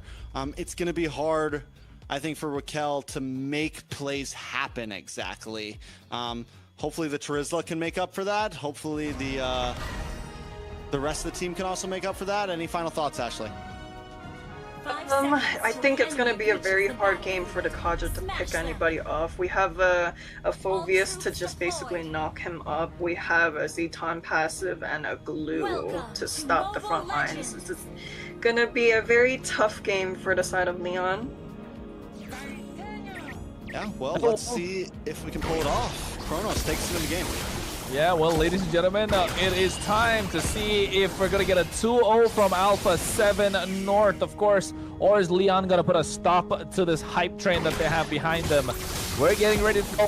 MLBB AMER Championship Tour, match number 2, game number 2, match point for Alpha 7. All right, so we talked a bit about the drafts. We talked a bit about the possibilities. I will say on the side of Alpha 7, this is a very dumb composition. Even with the Granger pick, I think it's comfortability. I think it's everything they want. It's aggressive. It has poke. It's front to back. It's simple, right? And the plays can still be made to happen. Leon, on the other hand, they got some power picks. They got just about everything they wanted, I feel like, in the draft. The only wild card is going to be that Kaja. And it's either going to be something amazing, it's going to make some plays happen that turn this thing around, or, in my mind, it could be the downfall. I mean, this Kaja is kind of the game changer, if you ask me. That's just like you mentioned, but already Shark being so annoying. This is why the Glue is such a great pick right now in the current meta. It just prevents you from playing any sort of brawly composition or being any sort of aggression that you want to play with all these pick-off roams that's there currently. Yeah, so let's see exactly how they do it. Can Leon keep up their pace? We're already seeing Alpha 7 control the mid lane heavily. POV had to go back to base. Raquel had to go back to base already. Mid lane is just completely in the opposition's hands. It's going to be some time until they can kind of be a threat. Raquel has to get to level 4. POV maybe having to get to level 4 as well. And knowing Alpha 7, the play might be, yes, we know your offlanes seem good right now. We know you have this Sora, but maybe let's try to gank him. Let's try to put him down a notch so that the rest of our team can come online around him. Yeah, they're seriously struggling to get any sort of river control, right? Yes, they get the turtle started. We can see a lot of damage. What was that? Popping in. That's able to get the turtle, but first blood has the best player. They take down Palm at the same time. A lot of range, a lot of damage, and this Kaja is not able to do anything but watch Hayase just fall down. This is not looking good if you're Leon. Hayase with a I gotta call it out. That was a really wide penalty zone. Just went right over the pit, connected to nobody, leaving 2 of your members to go down. It does look like we're gonna jump into a pause after that one. I mean, that was a rough play from Leon this early in the game. It might have been the game changer. They still might have lost that fight, but seeing it happen like that, Alpha 7 completely takes advantage already after first turtle. I mean, Is it just jitters from Leon? Are they kind of overthinking it? Are they hesitating? Because clearly they're, yes, Kaja's not the strongest roamer, but he does have some damage early game. But I think, Ashley, what is it? Walk us through it. You're the roamer expert here. Hey, I mean, I said this from the start. I couldn't picture a opening for, you know, something as simple as river control for the side of Leon. And like we're seeing right now, like basically the side of Alpha 7 is dominating their jungle, and I just see them taking everything from them as of right now. I think there's some common things you have to look at, especially if you're going up against a team that you think has a slightly higher skill ceiling than you. You definitely don't want to give up early game, right? You definitely don't want to build a composition that's going to give up river control, give up mid lane control. You want to fight, because any team that has an advantage already over you, that's just going to escalate it so much. You want to at least have something, and that's where I feel like in game one, the strategy wasn't bad. They had some poke, they had some kite, they had some range. They could try to slow them down. They just fell apart at that second turtle. Here, though, they're completely giving up early game, right? They're completely handing it over to them on a platter. And on a team like Alpha 7, that's not something you want to do. And that's what they did in the previous game as well. Gave up the early game. Yes, they got it back for a certain time, but that second turtle was the game changer, and I think it's going to be the same even now. That second turtle is going to be so crucial for Leon, and if they're not going to be able to contest, especially if the Sora doesn't make his way, if the Terizla doesn't make his way, yeah. Alpha 7, ooh, the hype just might be real. Hype might be, I mean, we'll see. We'll see. The hype right now, they're holding strong. They look good. They're up against Leon. There's still a lot of other teams to face. But yeah, they look clean. Leon, on the other hand, we're seeing small mistakes happen, right? Not only in terms of draft, but also in terms of gameplay. Like we just saw from Hayase with that penalty zone. You cannot make plays like that at this level. None at all. But we do have a quick shout out to some of our sponsors here. Runestone, Light Up Esports. Tell us about it, Kronos. Yeah, you got to make sure you check them out. Of course, runestone.gg, one of the sponsors that's there for this tournament. And they are a new one of those websites where you get a lot of information about esports tournaments, esports players. So make sure you check them out, of course, folks. A lot more about them later. But heading into the game at the moment, I think Alpha 7 North 3-0 tracks, 3 minutes into the game. Best player on the Harley, they're going to get a lot of kills. Yeah, Zia just locked in the Hunter Strike, which means we're going to see even more quick movements from him, even more ability to kite around, disengage, re-engage, etc., etc. The list goes on. Who's going to be the one to pop off for Leon after this big fall? Leonart hasn't taken a death yet. Synerjun has taken one, so it's going to take a little bit of time to recover, but we were talking about the Sora all draft long. That's got to be the pick to maybe make something happen here to try to even the playing field. Yeah, finding a way. You want this Sora to get out of control, get out of hand. If they're able to do so, because at the moment, Alpha 7 North, yeah, they're firmly in control of the game, not just a little bit. 4 minutes in, Trex, what, 3K goal lead? Anything funny looking at the items? I mean, nothing too crazy, just the fact that Zia was the first one to secure a full item here. On the side of Leon, things are overall pretty simple. Borax does come in for Leonhart. I don't know if it's going to make the big difference. Leonhart seems to be having trouble laning against Zia right now, so I'm waiting to see. This could be the one. He's rotating. If you look at the minimap, you can see the early rotation a little bit ahead of Zia. Can he be a game changer?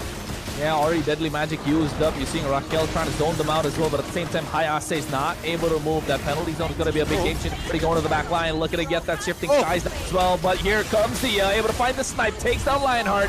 And with the help of the Fury of the Phoenix, they find another, trading 1-for-1. Cold World goes down, and here comes Shark, just being a complete menace with the split, and now grabs onto the right target. Penalties don't catch in 3 members. Raquel goes in, but there's no damage dealer present, as best player locks in the turtle and now finds another, looking to snipe them from downtown.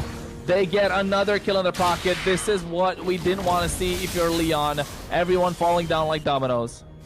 For just a second, it looked possible. It looked like Leon might be able to get an advantage.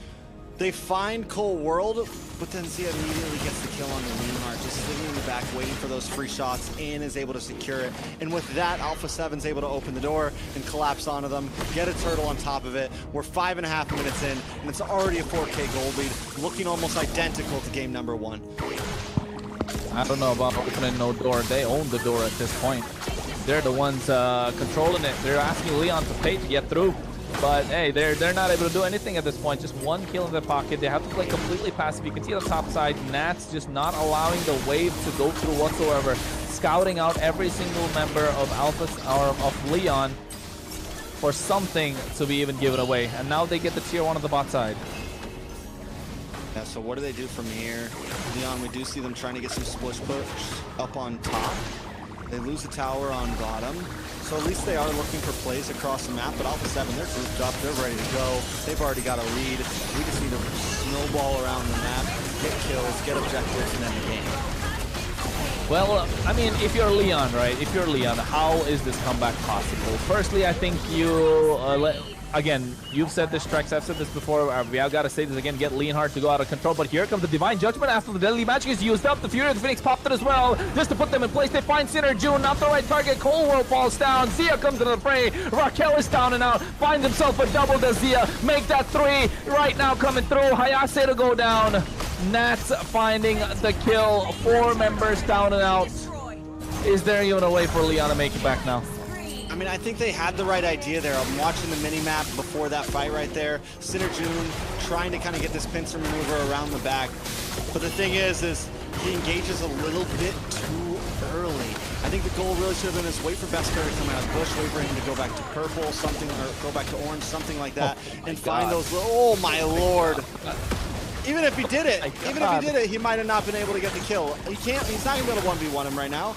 They need to hold on and wait and pray right now. That's about it. I don't know, man. Hold your hands together, pray to see if you can buy some time or get some time from Alpha 7 North. Mercy is what they're looking for at this point if you're Leon. But I mean, don't count them out yet. It's not over until the Fat Lady sings, right? Correct? It's not over till Nats or Best Player or Cold World or any of the others are taking that last shot on your base. But I'll tell you what, at this point, it is looking like that type of future. Alpha 7 looking for the finish, 7.5k gold lead. We're almost at 1,000 per minute. Ooh. Similar to what we saw earlier. And I mean, they're just, even here, moving around, trapping them under the tower. There's zero escape. I mean, here at this point, oh no, Raquel finds a nice Divine Judgment only to get Shark. I was just gonna say, when you had Best Player come in on top of Pav, you wanted to use the Divine Judgment, but Raquel was a little too busy trying to clear out the wave instead of helping him out. But now you can see Deadly Magic coming out from Best Player on top of Hayase. Can't really take down a Terizla, but I mean, gets the job done. A little mental pressure. And then Alpha 7 backs it off. One thing they have been good at, even when they have this big lead, they're not completely overexerting themselves. They're still showing some respect to Leon, but in terms of just map control, they know how to win a game and make it look casual right now. Yes, they're able to take these big fights, but right now it's like, okay, we just chill, we wait for Lord, we have control over the map, our minions are pushing in, we don't need to be in your face to win. Well, the macro game, recalls are coming out, Lord is up now, Alpha 7 making their way to the pit, getting control of the area, should be able to secure it quite easily. And for Leon, I would say try and trade back a tower on the top side. Don't get into a fight for Alpha 7 1. Yeah, I think that would have been their best move there. At this point, though, also just trying to get synergy from the jungle. Shifting He's getting him as well to the back line. You can see Shark going in, but he gets taken away by POV. Killing spree. Furious Phoenix comes out of his Night Dark way from Nats. And this is the problem. Every single time Leon find an opening, there's always another wall right in front of them. They get through Shark, they find Nats, and now he's going crazy with this Infernal Pursuit. Zia finds another. Looking to catch one more off guard, but Nats gets shut down. But then again, honestly, all according to plan for Alpha 7. Yeah, honestly, they should have got their kill on Shark, been happy and left, not re-engaged there. I think they were in a great position. That's the second time they were able to get a kill off of one of Shark's mistakes, and you got to take that where it is. Don't get too greedy. Don't look for more. It ends up being a 2-2, which is still an even trade, which isn't a bad trade when you're losing this bad, but it would have been a better trade if you just got Shark and held on for a bit longer. I mean, that Dark Wave has been menacing from Nats. 4-1-5, they get a shutdown, they get a little bit of gold, but yes, you're right. Don't get a little too greedy. Don't bite more than you can chew, but oh no, the deadly magic, that's a Sora we're talking about. Forced to use the shifting skies. Oh my goodness, the damage coming through. Now they're going to be -1 while trying to defend the Lord. Never mind, it's going to be a -2 because you can see on the bot side, Sinner Junso giving away this inhibitor basically for free right now. Best player coming in. Poker trick and trying to show some damage, but they got what they came for, a massive inhibitor. I mean, we just saw last Lord, they weren't willing to let Synergy go and take a tower up. You're not doing this that. time Lord's coming towards them, and they send him off on a side lane mission. So the timing and choices is a little off right now. Good damage though into the mid side. Nice shifting skies will come through. Furious Snakes to make sure they're in place. You can see it's trying to shout the damage. Penalty zone catches 3 members. They get the grab onto the wrong target, but Zia finds a kill. Pop finds Shark again, but Raquel not able to pull off a Divine Judgment, even though having that and the flicker available. As long as they keep getting the trade on. Oh my lord, what is he doing? What trade were you talking about, my guy? It's just in the favor of Alpha 7. Every single time it's in the favor of Alpha 7. What was Sinner June doing out there? Zia's 6-0-4 right now. The guy is a monster. Big shifting clouds though. Well, Zia just flickered out of harm's way. I think what Sinner June was doing there, just praying for his sins. Repenting at this point, just giving it up. I mean, at this point, he knows he's done wrong, and he's gonna have to give his life a few more times to make things even. At this point, though, Hayase as well, 0-4-4. We saw in the very beginning, Hayase has not had a good day on this Terizla, and this is supposed to be the hero that's kind of helping. This is your only real dive playmaker. Raquel, yeah, single pickoff, but Hayase is supposed to be the one that can catch 2 or 3 and either split up Alpha 7 or help set up the engage, but you don't have that right now. Oh no, they went in really gung-ho trying to contest this Lord, but they caught off guard. Infernal Pursuit from Nats, forcing the flicker out as well. Now Shark has to get away. Oh, Leonhardt not present in the fights. He's going to be the big difference maker. I don't know how he's going to get to the back line. Deadly Magic already used up. A lot of damage being dished out. Hayase, the front line that needs to tank everything and dive in below half HP. Look at Leonhardt being zoned away. I mean, they are, surprisingly, Leon's not doing a terrible job at delaying this Lord and trying to find a way in. But Alpha 7 also doesn't really want the fight. They're not fully committing to it. They're like, yeah, we'll push back on you a little bit, but then we're going to get back to the Lord. Yeah, we'll push back on you, and then we're going to secure the Lord. So Leon, once again, instead of looking for trades on the map, they look for a Lord that they just can't secure. They need to find the answers. Where can they find it? That's the question, right? I think Raquel has been so hesitant, very passive on this Kaja to try and even get a Divine Judgment. Did we see only 1 on Shark on the top side so far? Yeah, I think that is. We saw 1 earlier too, but it didn't secure a kill. But yeah, the major one was Shark. That's the only kill secured Divine Judgment, I'm pretty sure. Could be slightly wrong, or it was something that happened in the middle of a really big fight that wasn't like game-changing, but yeah. I mean, if you're Raquel, are you looking to punish Shark early on or waiting for best player to dive in? But now it's too little too late. All 3 waves crashing at the same time. Zia sniping from downtown. Raquel really looking for a target, but zoned out completely thanks to the range of Alpha 7 North. Lord is there, still full HP. They haven't dealt with it whatsoever. They got a lonely Sasuke standing in the middle, protecting their base crystal from being opened up. And they don't have any big wave clear right now. It's troublesome to start doing. Wait a second. Hey, Phoenix popped in as well. At the same time, you can see Nats going in front of pursuit, but Zia sniping from downtown gets a godlike. Sinner Jones first one to fall, but Nats in too deep, gets taken away. Hayase's down, and so is Pav. They find 3, but with the shifting skies dishing out the damage, they're not able to do much. Raquel left standing alone. by himself. What can Akaja do? Gets a double, but gives 2 games away back-to-back to Alpha 7 North America. In a dominating fashion, Alpha 7 brings out the brooms and gives the sweeps to show some of the new faces a kind welcome.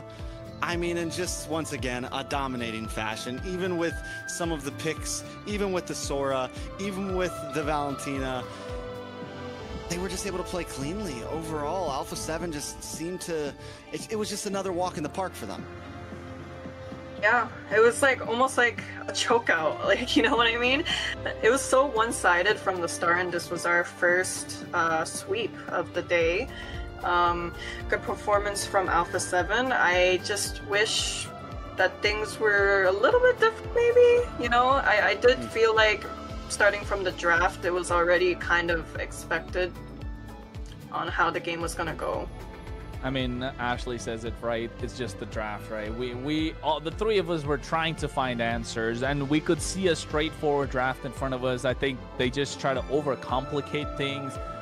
They're trying to outthink what Alpha 7 were trying to outthink, and they were kind of ended up outthinking themselves, like outsmarting themselves. So, hey, man. What can we say? It started from the draft. It showed in the gameplay, it showed in these neutral objectives, and when it mattered the most, Raquel just wasn't present. In the last fight, I mean, he got a double kill, but what's he going to do by himself? Definitely tough. We're going to jump into the post-game stats now and take a look at how bad this really was. By the end of the game, Alpha 7 had a 12K, 11K gold lead, but I want to really focus on some of these KDAs because best player played an amazing game, but Zia, I think, really kind of stole the show this time.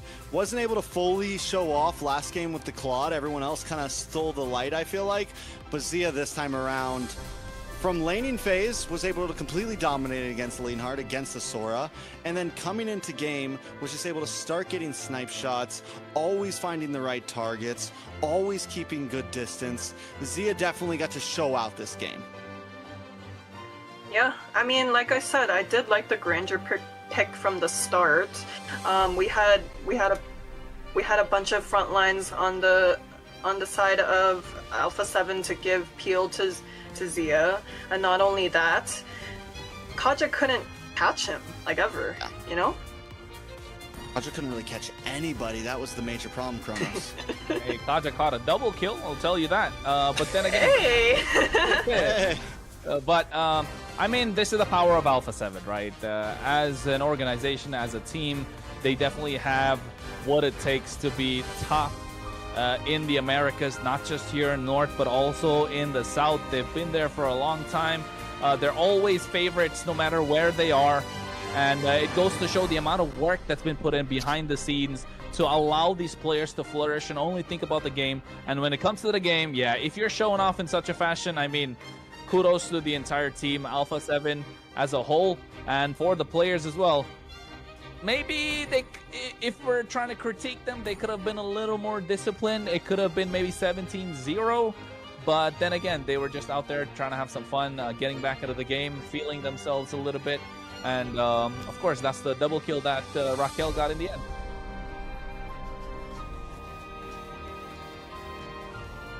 Well, MVP going over to best player. I like it. 4-0-13. I still had my eyes on Zia that game, but best player played a phenomenal game as well, Ashley. Yeah, 0 deaths on the Harley, you know. It's, at first I was a little bit skeptical, you know. I knew that the Kaja pick was going to be hard to pick off anyone from the side of Alpha 7, but I did think that the Harley might have been the easiest target once he bashed it in, but best player was able to pull it off.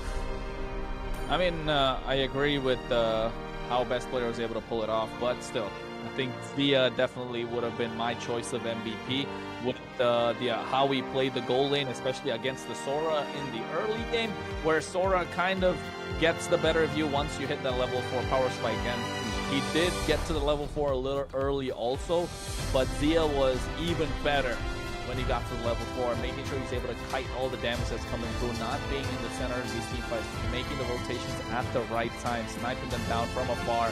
Of course, it definitely my MVP for the game, but hey, you can't really take anything away from best player and the entire lineup of Alpha 7. Again, that's the one thing that I said before. Maybe a little more discipline could have changed the game, because if these are the guys to beat, they got to be quite disciplined to take it all. But Kronos, I do like to hear that. I do have a question though. Weren't you the one who said that the Granger pick was a little suspicious? Was that Trex? Was that Trex or Kronos? I was questioning it a little bit in the beginning, just wondering how good it is right now in the current meta. But I also said when the game started that it felt very Alpha 7. It felt it's a comfortable pick for Z. It's something that a lot of marksmen have been playing over the past year.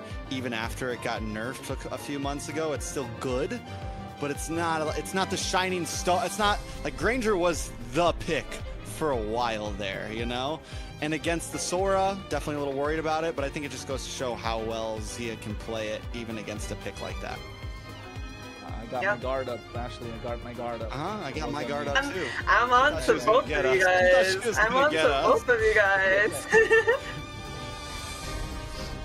But hey. All right, so Ashley, we get our first two teams in the 1-0. It is Nighthorde and Alpha 7 in our first 2 0-1s in the group, which is going to be Stamina and Leon. Are you hopeful that maybe we see Nighthorde versus Alpha 7 in the next draw? Wait, correct me if I'm wrong. Is this so? The seeding is based off of how many games are won and lost, right? Yeah. So all the 1-0s will face against a 1-0 has to face against a 1-0, and a 0-1 has to face against a 0-1. Okay. So what are the chances that in the next series, if there is a sweep, that those two teams will go against each other tomorrow? It's like what, a 25% chance any team could face another team? Hey, like that? Hey, I'm just saying, there might be a sweep coming up. Oh, well, sweeps don't matter. It's more about just record. It's more about just like, did you win your series yesterday? That's what's going to happen. So, okay. But are you insinuating that Vendetta's going to sweep? Is that what you're getting at? I didn't say anything. Thoughts, Kronos? I mean, the next game, well, we can talk about that later when we're looking into that. We're still currently in this game. Don't get ahead of yourself. Sorry. We're there. But I'm firmly with what Ashley says. I'm a firm believer in what she said. Like, Vendetta could get that victory in the next game, but of course, we'll take a look at that when we get there. But at the moment, Trex, I think you wanted to say something. What's up? Oh, I was just, we have something coming up. We have something exciting that we didn't get last series. What was it? We have an interview coming in. Nats is going to be joining us. And if you guys don't know, I'm kind of a Nats fanboy.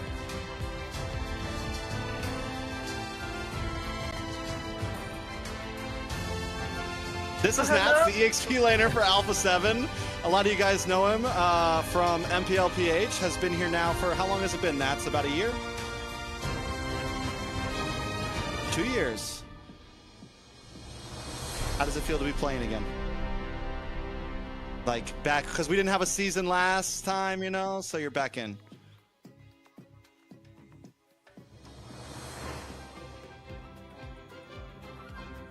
We can hear. Can you hear us? On Discord.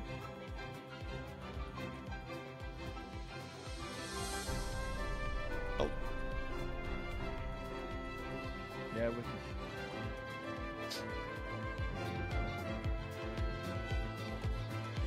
Well, that was wonderful.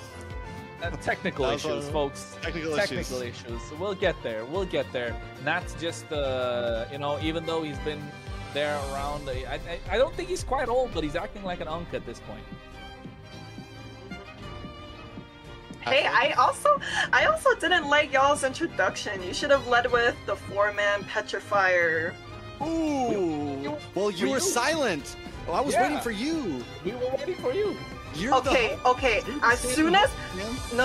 As soon as that interview started, both of y'all were like barking. I was like, wait. Why are y'all getting so excited? We're gonna try this again. You get another chance. You get another chance. Let's go. This is your shot. Okay.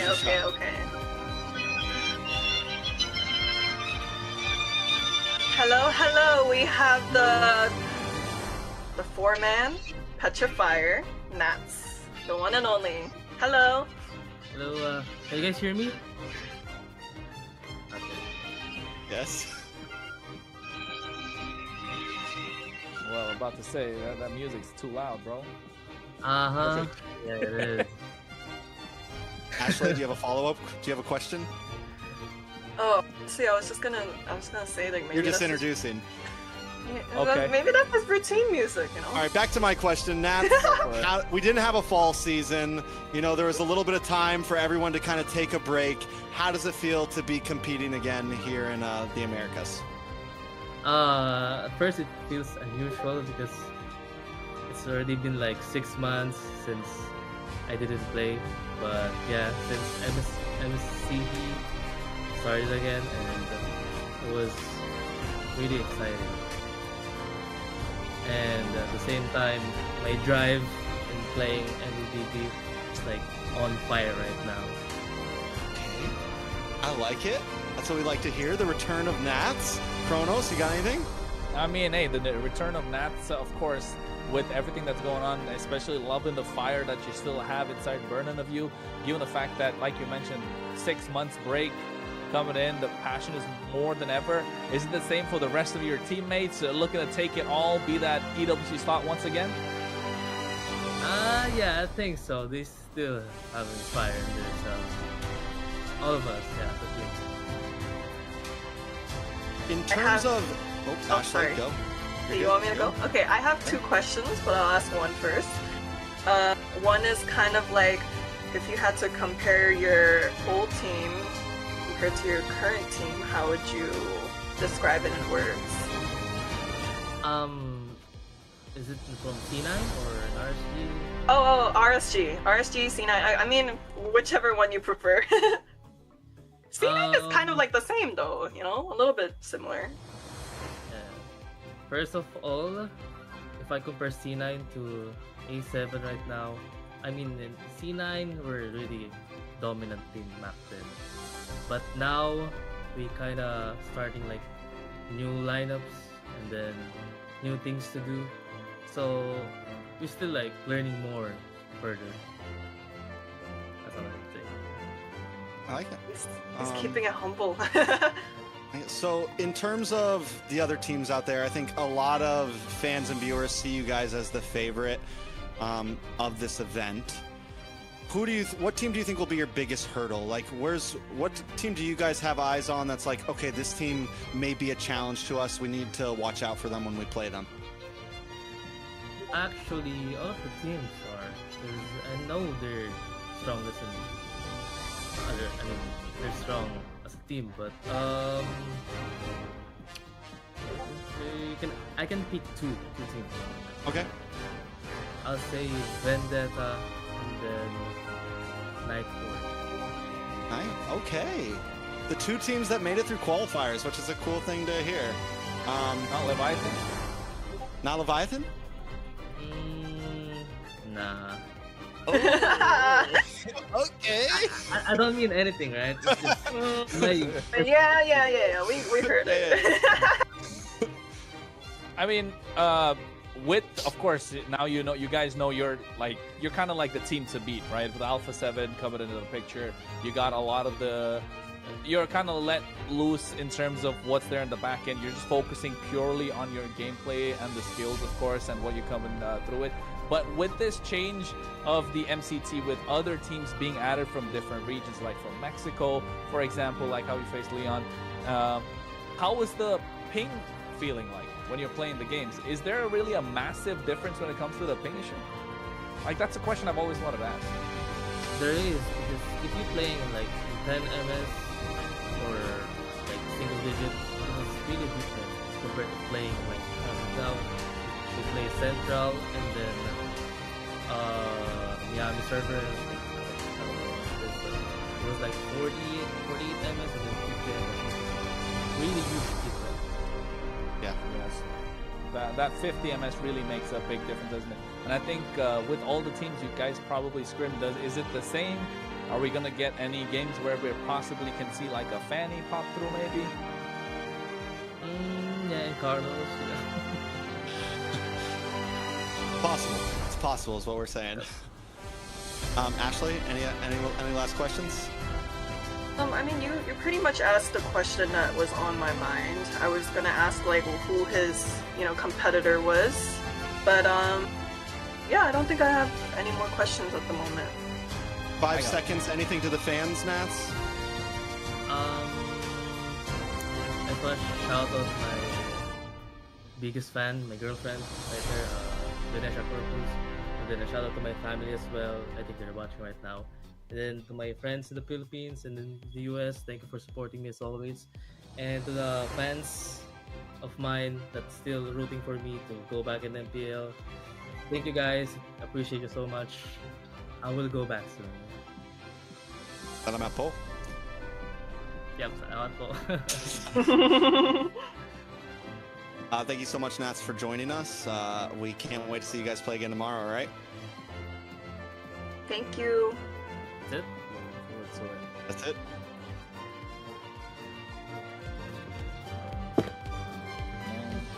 Nice guy. I was gonna ask. We had to let him have him. We had to let him have a moment. They said we had to up. We had to let him have a moment. I have Don't like hate me, another. Jonas. We have like another 5 seconds. You got but tomorrow. I mean, You got. I get it. But that's what I was thinking. We'll get another chance for him to ask anyway, because I wanted to ask him like, which EXP learner does he really have trouble right now going up against? Because we have a lot more different changes, a lot of different rosters coming through. So I mean, is there anyone that he's Save that for the personal content, you know? Get the private interview.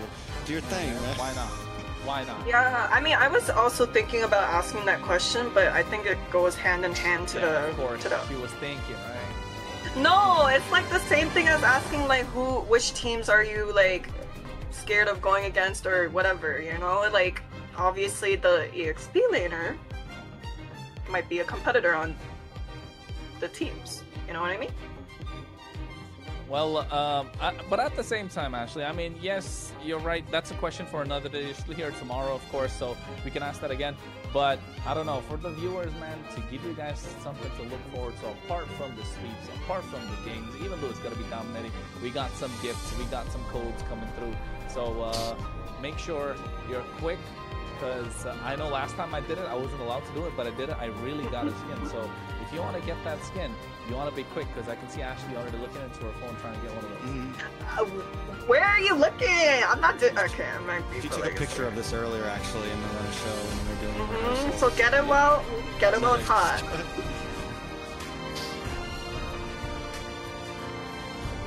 All right, so where do we go from here, guys? We still got 2 more series tonight, right? We got a lot to talk about, but I don't think we're going to talk about it all now. Are we? We could. I don't know. I want to talk about it a little bit. I mean, Influence Rage or Orings and Vendetta, U2 Esports, Leviathan. But then Before that, I think we all need a little break. I don't think we have to talk about Influence Rage just yet. So let's toss it over to a quick break. Old Uncle over here needs a break. We will see you guys soon. Come by later, guys.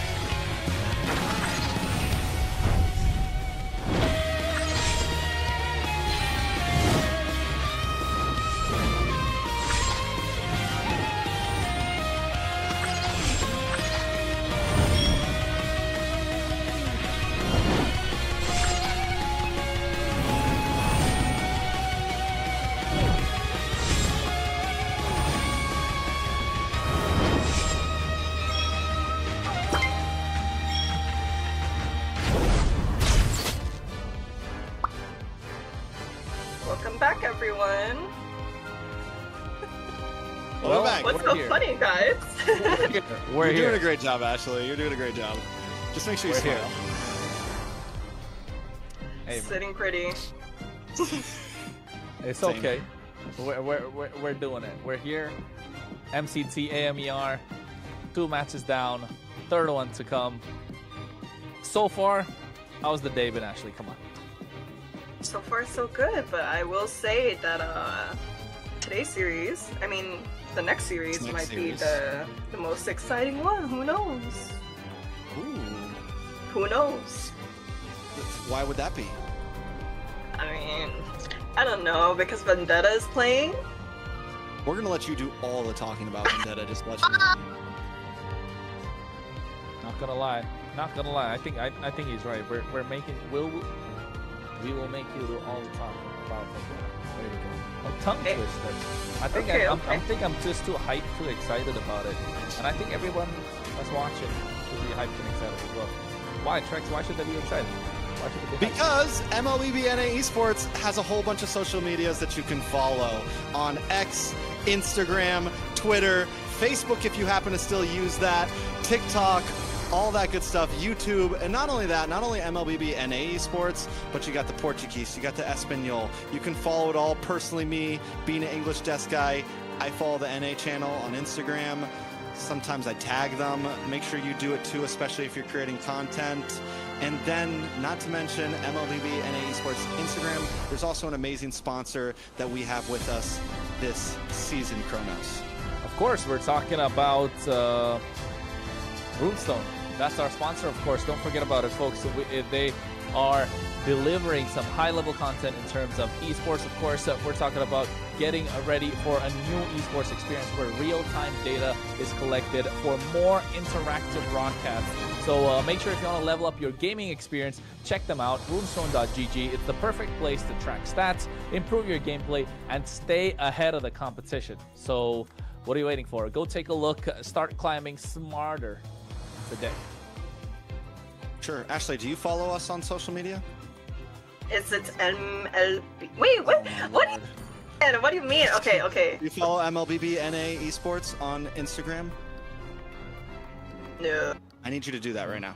I'm gonna do that right now. Take out your phone and do it. And while you're I'm at it, doing follow it. TrexCast I'm and Kronoscast as well. She already follows me. I I'm already sorry she follow doesn't you guys. I'm y'all's biggest supporters. Okay, in my defense, there were so many MLBB accounts, esports accounts, that I didn't know. Oh, yeah. The But most here, important one. I followed it. There it is. That's how you do it. Followed To it. all the fans out there. If you follow it, you guys, and if you guys follow too, you can be just like Ashley. And who doesn't want to be just like Ashley? Maybe Ashley. Ew, that was so cringe. Exactly. I'm about to say, Trex just went all the way in. Now, Just dig in and dig in. I'm telling you, man. Unk's got to level up a little bit. Need to. I should use more Runestone GG.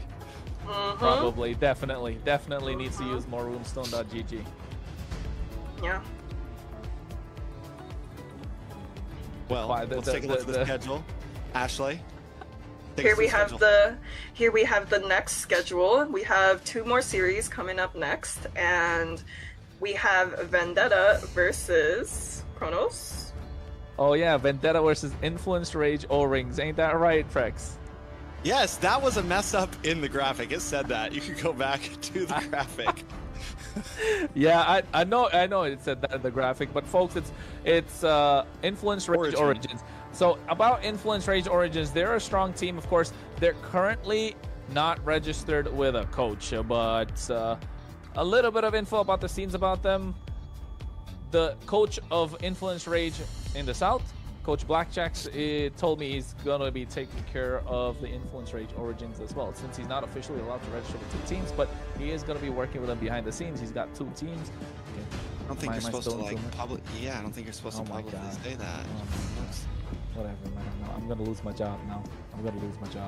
Yeah, they just ended the stream on us because. Oh my God, they even closed it down. I'm gone. I'm gone, folks. Right, so it's been nice. It was fun. We're gonna keep things simple though, right? It's Influence Rage. You have the info on them. Vendetta. Ooh. We have Ashley who has the info on Vendetta, and I'll just be the referee in the middle. With all this info you have on Influence Rage Kronos, is that the team you're cheering for here? I mean, I would like to see the draft. I can picture what kind of a draft that Influence Rage would go for, because I've been following this coach for quite some time, if I may say so. From his early days when he was also a part of a European competition. He's also been there in the NACT. So I forgot which team he was in NACT. I'm not remember, but he was definitely there in the NACT. I think season 2, if I'm not wrong, went to the grand finals, came up short. So he definitely knows what he's doing. He definitely understands what the meta is. He's been updated with it. Yeah, I personally like the way he drafts. He really likes to have a very flexible mid laner. Most of the plays revolve around the mid laner. I've seen him whenever he goes to another team, prioritizes getting a good mid laner compared to other roles. So a lot of emphasis is going to be on the mid lane for Influence Rage. But at the same time, it just comes down to the way it's going to be drafted, because Vendetta is a super strong team. I consider them as a dark horse for the entire tournament, and for various reasons. But the main reason being that we haven't seen much of them this season, apart from the open qualifiers. So we didn't get to do a full introduction of the players. So I think if real quick, Ashley, you could just give us some of the players in Vendetta real quick and give us a quick run through, that'd be awesome. Yeah, so basically I think Kronos knows the gist of Influence Rage, but for the lineup of Vendetta, we actually have players that played in some of the earliest NACTs. We have Silas and Tarzan, who played in the offline NACT, I believe it was 3 years ago, and they're back in the scene. We also have Melon, Myth, and Churro, who are also in NACTs. Well, looking at Influence Rage Origins, we got Delicato, Maracucho, of course, Noxus, Replic, and Astro. Substitute being Exorcist. So, I mean, again, in this lineup, probably for Influence Rage, I'll look at Maracucho. For the rest, again, probably knowing the way the coach likes to go work with this team, look at Nox. Don't close the stream again, please. But yeah, again, comes down to how they're going to really show up in the draft. That's what I'm looking forward to, since they're on the blue side, Trex. I mean, obviously, Vendetta are the names. These are players that I've known for a long time. I think one of the things I have enjoyed about the most with this format of MCT, though, is seeing some players from outside of just the Canada or USA region, or even just like the Mexico region. A team like what we have here, Influence Rage. Some of these players, I'm going to be honest, I haven't seen their names much before, but can they come in, make a statement, and put some new names on the map for all of us, you know? And that's something that would be exciting to see. In my eyes, Vendetta definitely holding a strong advantage here. As Ashley was saying, these guys have been doing this for a while. And NACT, they've played in person, they've played with other big dogs, and they've made names for themselves across the map already. Coach T as well. Gonna be on the map. Is that real? T? T's coaching. Is that real? Sure. Sure. Whatever you want to, whatever it says, man. Heck yeah. But hey, I mean, I want to give a bit of highlights on the individual players of Vendetta. So we have Guapo, yeah, sorry. Okay, I've known this guy for a very long time. Tarzan, I'm sorry guys, Tarzan. We have Myth, we have Merciless, we have Melon, and we have, oh, did I call him Churro? That's the name that he goes by. But anyways, we have these players who are arguably some of the best adjustive role players in North America.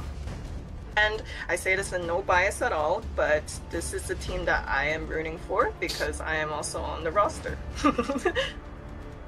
Well, either Ashley's gonna be very happy or she's gonna be crying by the end of the series, so let's see exactly how it goes. First pick by Influence Rage, Kronos. What do you think we're gonna see? Freya? Oh no, Freya is not open. Sora is not open. Valentina, maybe. Valentina, Grok. These are the couple of options I can see. They're not really going to lock down a goal laner that early on. I think Valentina Phovius maybe if they're looking to secure EXP lane early. Your team is picking. Oh, let there be. I'm terrible with the voices. I hear the voice. Fredrin. Up front. The past is but ashes. and Ashley, wind. thoughts? Now there is only war. How would you respond to this if this was your team? I don't know about the first phase, but for the second phase, actually, let's see what tank junglers are up. There's Boxia, Fred, banned or taken. The past is but ashes. There's only Suyu left, Harley left. War. Did I hear carry? Phovius carry here maybe? For Vendetta? We're always Carrier was waiting. that at We have to be Eve? patient. Your team is picking. Sounded like it might have been A a Uranus. And a Uranus carry. Uranus carry. We're playing this guessing game, aren't we? Okay. I How do old are you on think the voice lines? that Vendetta will pick Crowned by a heaven's mandate. Sand Jungler? rises when I give the Next. word. Shall endure. I do think they're going to wait off on picking a mage. You know what I was thinking though? When was the last time you saw a first pick Fredrin in North America? A long time ago. Since like the MOBA Fred days, you know? That's probably about it. It's been about a year or so, maybe more. Khalid's got to but be locked in here, right? Oh yeah. That's strong. that's not a bad trio. pick. That's a mid trio. That's honestly, that's a decent mid trio right there. I'm not gonna lie. And Vendetta doesn't lock in their mid trio. They go for offlaners first, unless of course the Uranus goes in a jungle or something like that. But again, yeah, it goes for offlanes first. Do they pick up a jungler here so that they don't get banned out? They need to get something early. Yeah, I do think they're gonna pick a jungler. Probably the Harley or the Suyu. Oh, Leo. Leo is also an option too, but Yeah, Leo is open. oh, that is Lilia. That's Lilia. I was gonna say I agree with this Lilia pick only because they're so heavy in the early game. They're looking to invade. You can tell with the lineup that Influence Rage has. So I was just thinking in my head, it's got to be a Lilia to prevent this all. Either pick it now or lose it in the second half. So really good from Vendetta. Yeah, I mean, it's definitely not like a super popular pick currently, but it does work well against the Fredrin. It does work well against like these bulkier, not for the super ultimate dashy hands-on heroes, advantage. people that kind of want to like group up. So in a composition like this where they might go where Influence Rage maybe wants to kind of pull a tight formation, the Lilia could pop off. Honestly, I do think that it was better to pick up the Lilia rather than a jungler because we just named 3 reliable junglers. They could just ban out 2, and 1 would still be up. Fair enough. Yeah. Kronos? I think take out the Roam if you're Influence Rage at this point, which is what they did. Take out the Hilda, take out anyone that could be annoying to the Fredrin, maybe pop the passive of the Zetian. One is that. I'm looking at a Grok being taken off here as well, just to maybe not let the Magic is my the life. mid duo Your be team contested is with this banning. Khalid, because you know how strong Khalid is in the early game. Lilia plus Grok just matches that power, I would say. Maybe instead of Grok, even the Hylos is a great option if you're a Vendetta, right? But maybe if Vendetta take out another marksman, the Claw's got to come off here. Are we still ever seeing the Ruby get picked up at all? Team is banning. No rubies? I- Ruby would look I- nice for Vendetta right now against the Khalid, the Fredrin. Like, it would be something that could cause problems. You pair it up with the Lilia, it's a decent. But again, yeah, it's not super. You're popular. living in the past. Yeah, not the range, Trex. It's It's the range always- of the Zetian. The range of the Zetian's too much. Yeah, Especially fair enough. that skill one, so... I think we'll see a Grok or a Chow. Grok. Chow's good too, I agree. But I think Grok's so much better here. Grok plus Lilia is such fast wave clear. I was talking about a Claude or a Harriet. Harriet's taken off completely, so Claude's going to be the answer on the other side. Your team It's is maybe they wait to not pick up the Grok right now, but I think it's just safe. Just pick the Grok. You can think about your jungler later on, or pick up the Guinevere right now, and then maybe look to pick up either a Grok or a Kalea.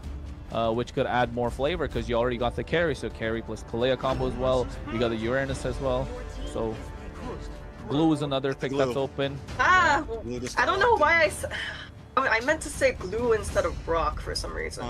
Sure you did. Sure. You just keep on Like every the time. third- Anyways. Something. It's late, y'all. We still have 2 more series to go. This one and another one. So hang on. You know, Don't worry, guys. feel free to make Don't worry, yourself a guys. coffee. Will it grant No, I'm locked immortality in. or death? All right. So influence rage in response. They still need a gold laner. They still need a EXP laner. Quad Dragon.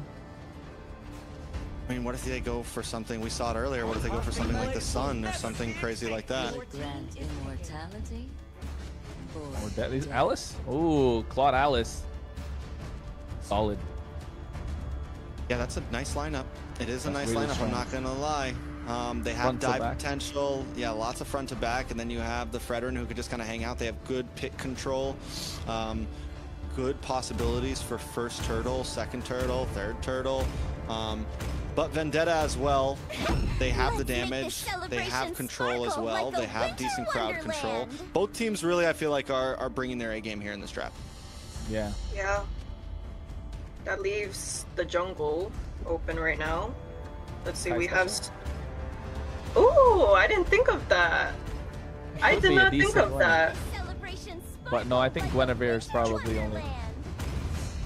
Wait a second. Oh, that's a jungle. Uranus jungle! I told you guys. Oh, Let's go. I told you guys. This is. You didn't tell nothing, Trex. You said Tell that us as a what? series. Bro, when it got picked, I said, could be jungle. Okay. It's literally one of the top answers right now to the Fredrin I in a lot of agree. regions. Yeah, you We saw it in mentioned that M7. previous. Philippines pulled it up. They pulled it out. MPLPH pulled it out like a couple weeks ago.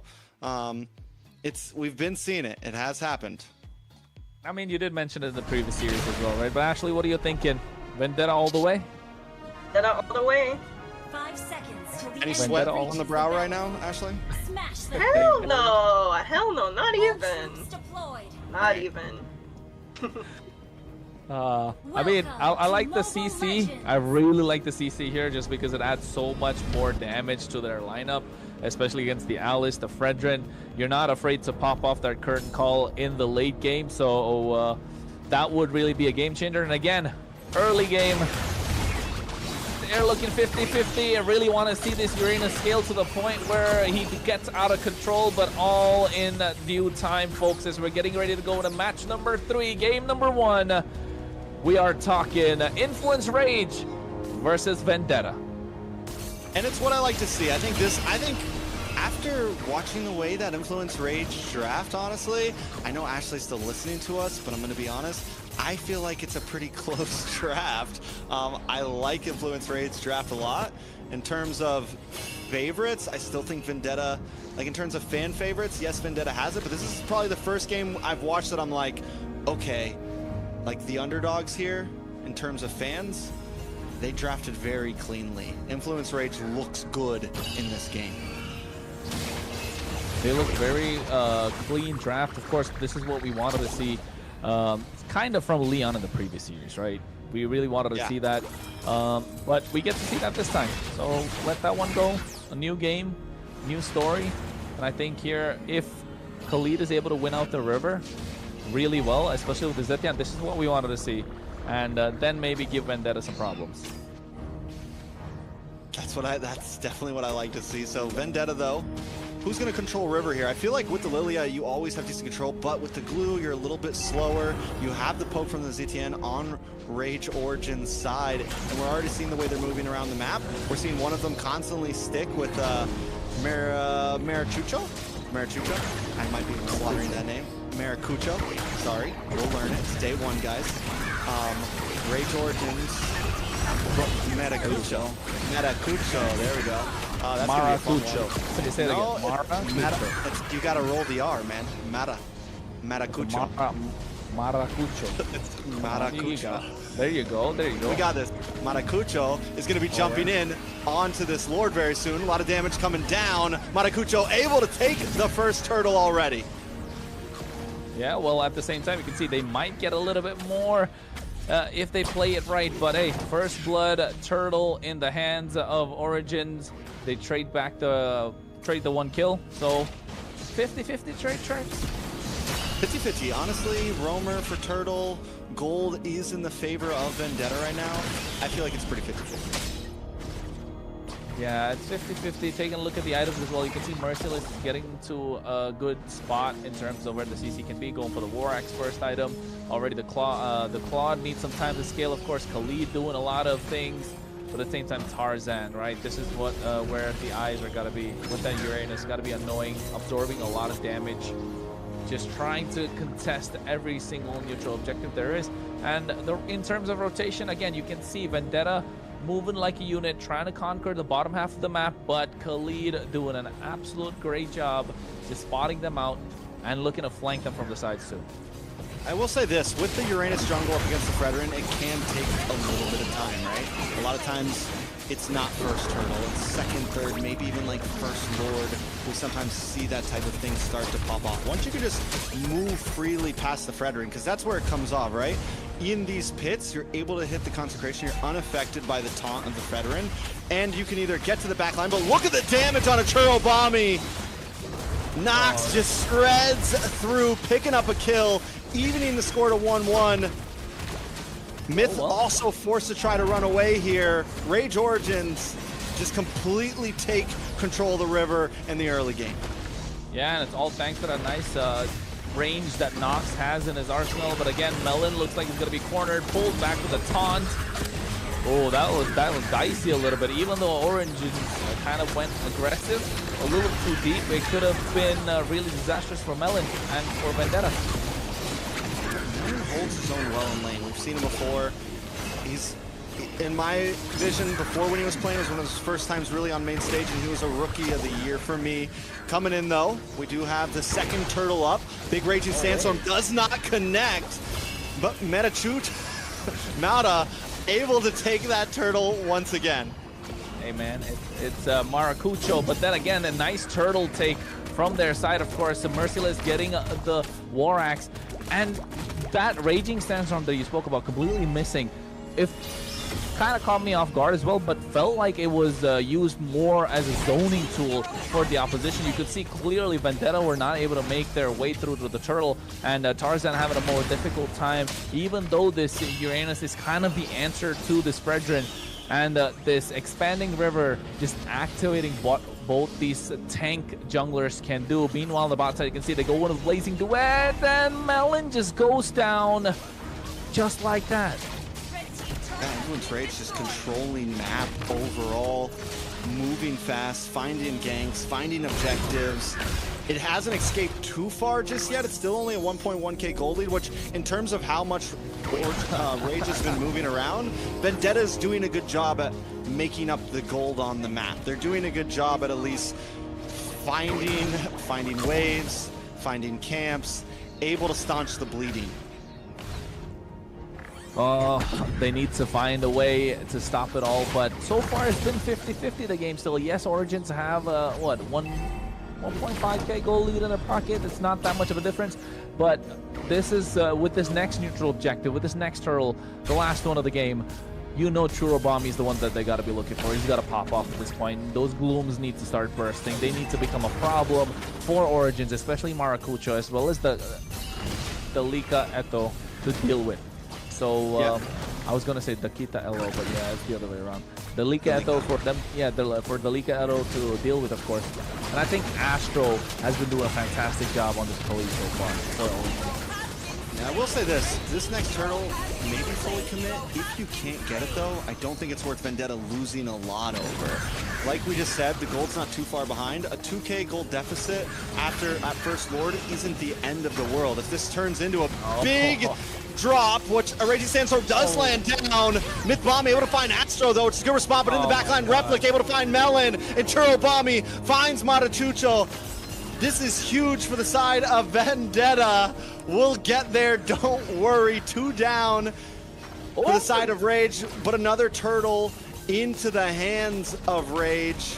Still a 50-50, and there goes Tarzan. Replic is online right now. I can see Ashley pulling her hair out of this moment, especially with 2 of those members getting away with the slightest bit of HP. We're talking about Nox and Delika Eto, both managing to get away with what was, well, about 10 HP, 1 HP maybe. It was quite difficult for Vendetta to see that happen, of course, but you can see all that thanks to the builds that they've been going with. Rage Origins understand the hero and know what they're doing with it. I will say this though, if Churobami didn't get that kill on Amarakucho, that could have been bad, right? Vendetta is still finding little moments to staunch the bleeding. That gold deficit could have got much worse. It's still only a 1.3. In my eyes, the game still feels pretty 50-50. A tower has gone down on the side of Vendetta on the bot side, but they are holding themselves together in a sense. Replic, though, can become a big problem. Yeah, Replic has been a problem so far, right? The entire time with this Claude. He's been hitting freely, 3-0-0, gets to the back line, catches the right target. I think that's the biggest problem so far. So, and Maracucho's been doing well on this Fredrin, using the expanding rivers to make the rotations on time. Again, I've said this before, Churobami is the one that they need to look out for. If Churobami is able to provide those bloom bursts at the right time, present, and just be able to melt down either Maracucho or Delicato at the right time, because you're looking for that big Throne of Ruin in the back line, and Melon's gonna be the target. If Melon's not present in the fight, they just can go gung-ho. So Churobami, with the help of the Purify, should be the answer to what Vendetta have. Oh, up in the top side. Not going to be a whole lot to do. The Appraiser's Wrath comes down, and Astro able to find Merciless. First death. He's been holding his own well in that EXP lane, but there's not much you can do when there's 3 of them jumping on top of you. Yeah, I think rotation-wise, you know, Rage Origins are slightly ahead, but hey, Vendetta gets the bot tier 1. They're doing well. Merciless picks up the Brute Force Breastplate at the same time, and that is an important item that they really needed. That Wishing Lantern, just activating what Churobami can do a little bit more and adding the Dominance Ice. So now this is where Vendetta wants to be, having the game still under, within their reach, within their grasp, and now getting the right items to turn the fights around. So this Lord Pit might just be a fight that they can actually take and come out victorious. All depends on timings and how they're able to utilize their skills. Oh no, Black Shoes already baited out early, so we'll take back what I said. We'll see exactly what happens. Churobami does pop the Speedy Light Wheel, doing a lot of damage. Melon able to find Delika, but now the rest of the team in the backside. Astro finds Churro as Melon tries to do it, but he's able to counteract. It's 2 kills for Melon. Tarzan finds another First Lord. Vendetta finally online. This is what I was talking about. It takes some time, but the Uranus jungle does come online in the nick of time. Rage Origins finally pushed back.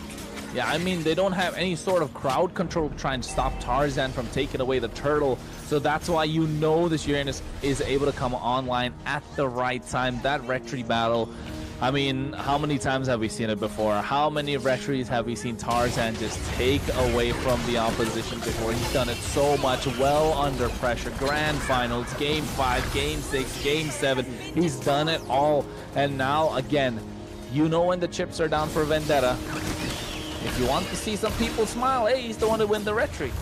And that kind of turned around the entire fight, and now Vendetta marching in with the Lord on their side of the bot lane, looking to take away all tier 2s, possibly an inhibitor.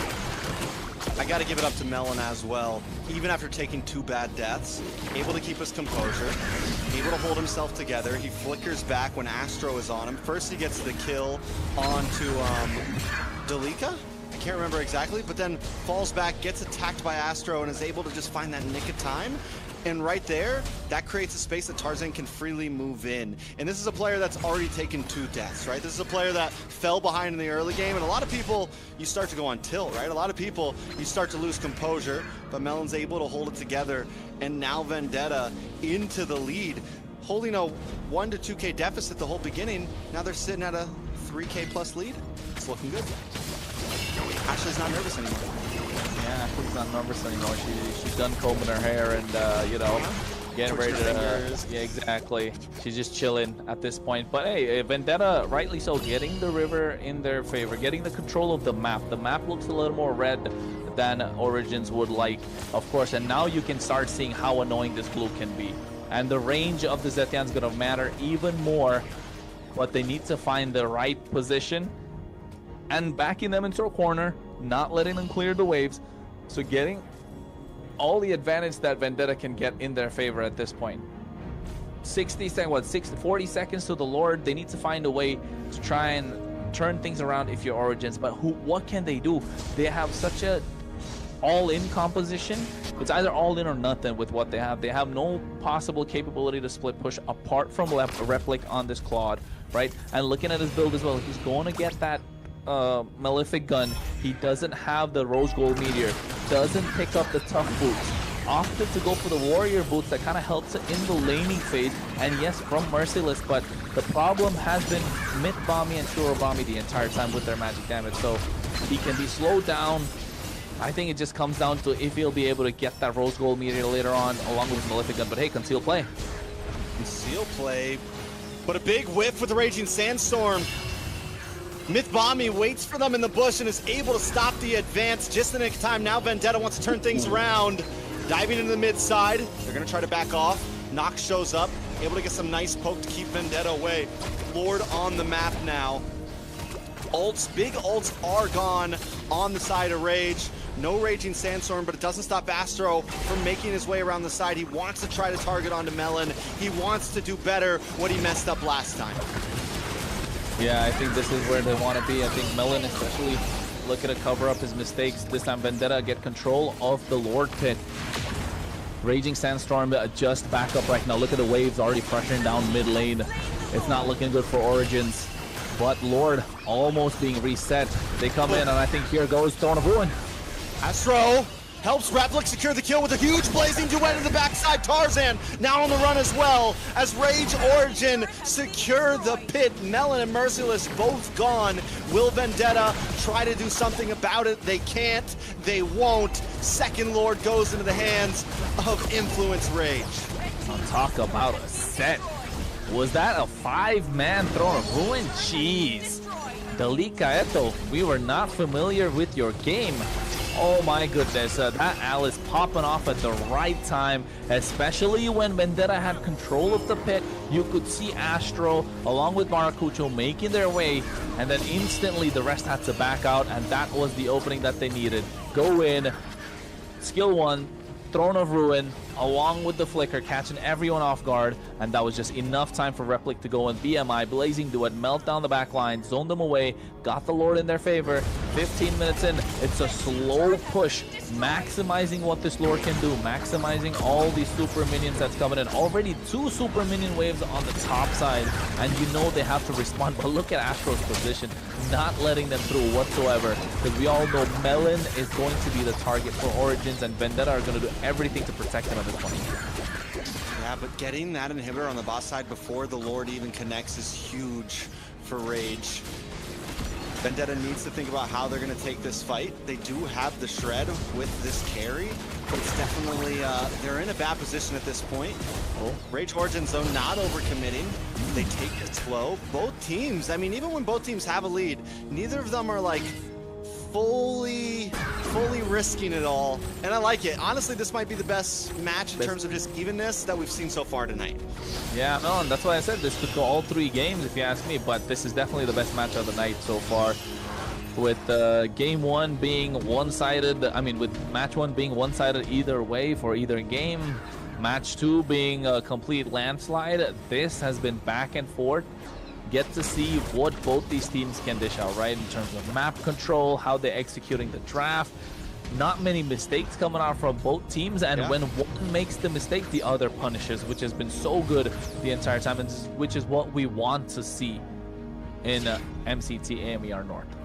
Yeah, and I think the big thing about it too is it's not going back and forth because of sloppiness or super brawliness or like huge mistakes. It's going back and forth because both teams have had some moments where they've played really well, right? In that last big Lord, Astro gets that early position in the tri-bush. He makes his way around. He makes it so Dalika can pop down the big ruin. So I mean, overall, both teams have had their moments. In the previous Lord, it was Melon and Tarzan, so it just feels like very clean gameplay right now.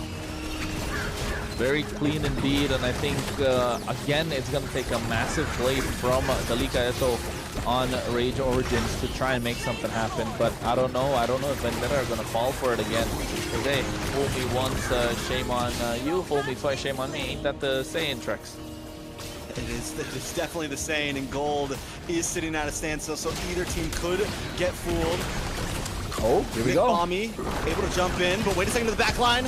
Metacucho able to take the Lord as in the backside. Astro and the rest of the team jump onto Vendetta, but Merciless finds Delika as Astro is on the run. Look at the backside, Merciless also on the chase to Nox. Yes, the Lord went into the hands of Rage, but Vendetta might be able to respond as Metacucho goes against 3, all on his lonesome. Is he going to be able to get a kill here? He already popped the Appraiser's Wrath. Vendetta just trying to take him down, but he's just so bulky. Finally falls. A killing spree for Tarzan. Hey man, that hero's been hitting the gym like whatever. Is he bulky? That was a carry, glue, and a Uranus trying to take him down, and oh my goodness, it took almost forever. Even the fact that Melon knew that the Appraiser's Wrath wasn't present for Maracucho, he still did not want to go in knowing how much damage that hero can output. But that one mistake, that overextension coming in from Rage Origins really cost them the advantage that they had with the Lord that they got. So at the moment, you can tell that Vendetta still are in the game, or rather, I would say even slightly in control, but meanwhile, the bot side looking to make a play. Let's see exactly what's going on down here. Astro looks to set up the ruins, come down onto 3, but the damage just not there. Replic showed up a little bit too late to the party. Astro with the concealed play, but no one else was able to catch the speed.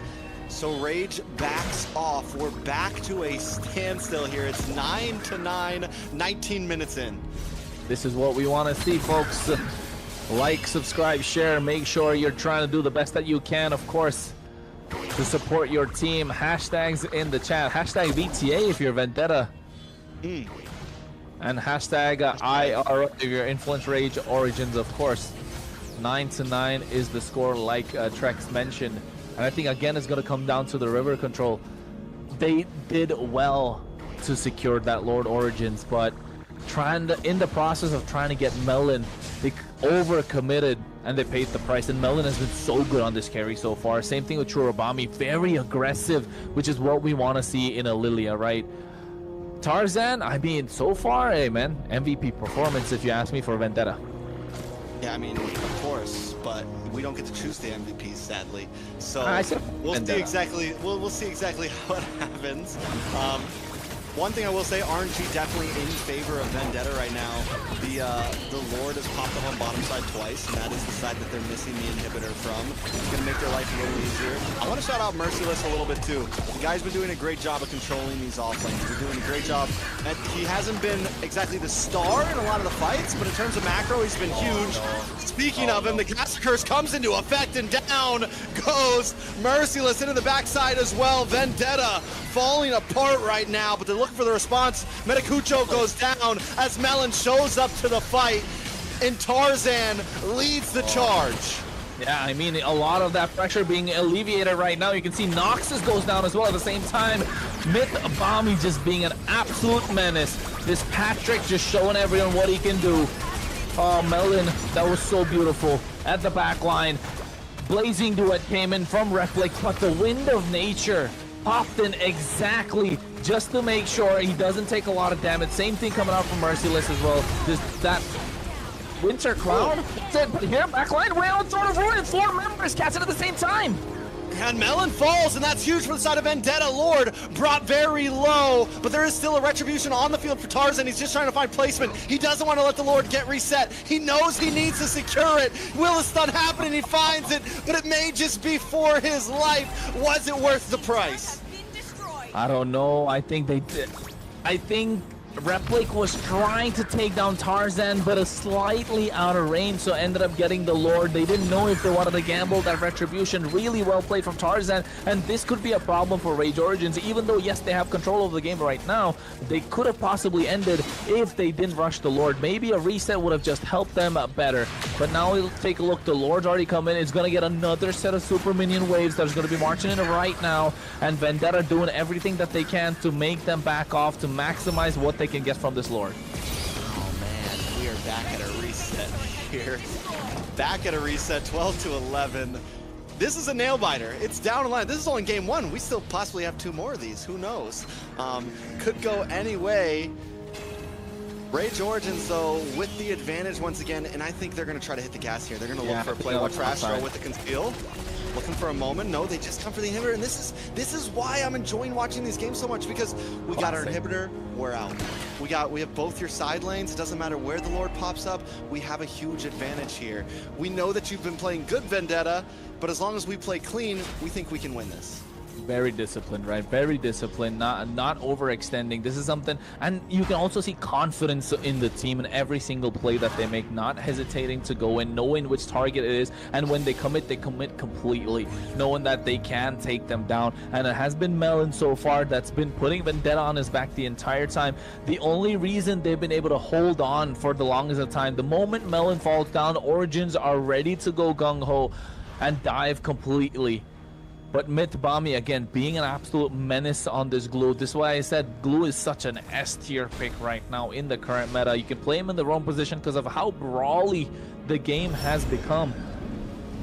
Even though they're able to make macro decisions, discipline, but this Glue is just completely changing the face of the game. And now Astro, who was so active early in the game, in the mid game, we haven't seen anything out of him for about 5 minutes now. I mean, he's still been making plays. I know that it seems like it's all coming down to Delika, but Astro's normally the one who starts those engages. He's normally the one that at least gets people in position, and then Delika follows up. So I do think Astro, and look at his position, he's always finding a way to the black line. Look at him right now on the mini-map. He's going to work his way around. He's going to be the one that most likely engages first, and then we'll see Delika follow up with the rune. Yeah, need to find a way. Oh, look at MLBB, how deep he is into enemy territory. I don't think you want to be there, my friend, but Immortality's already popped for Nox. Oh, no, he's under the tower. Oh! Fury of the Phoenix. Oh! 3 minutes. Wait a second. Big collapse. Vendetta trying to fight back. Merciless able to find Delika, though. The Appraiser's Wrath comes down. It might not be enough, though. Undercrown does pop. Melon able to find Replic. And now Vendetta have taken charge of this fight. Even with a huge stun onto multiple members, they collect the pieces and take out 4. I think not just 4. They're looking to take the base crystal right now. What a play from MLBB. Just one play, diving straight onto Nox. Yes, Nox is the only one that survived, but right now it takes everything from Nox just to defend this. And they do have the range. Influence Rage Origins, but do they have the time? I don't know if Tarzan's able to zone out Nox. They might just not be able to defend. Clear. Ooh, wait a second. Nox. 1v. Oh, Winter Crown. Another wave coming. But that's it. There's not going to be time. The death counters are too high, and Vendetta in a classic tug of war back and forth match take game number 1. What a game indeed, Trex. I think this has been the best game so far for the entire day. Back and forth, of course.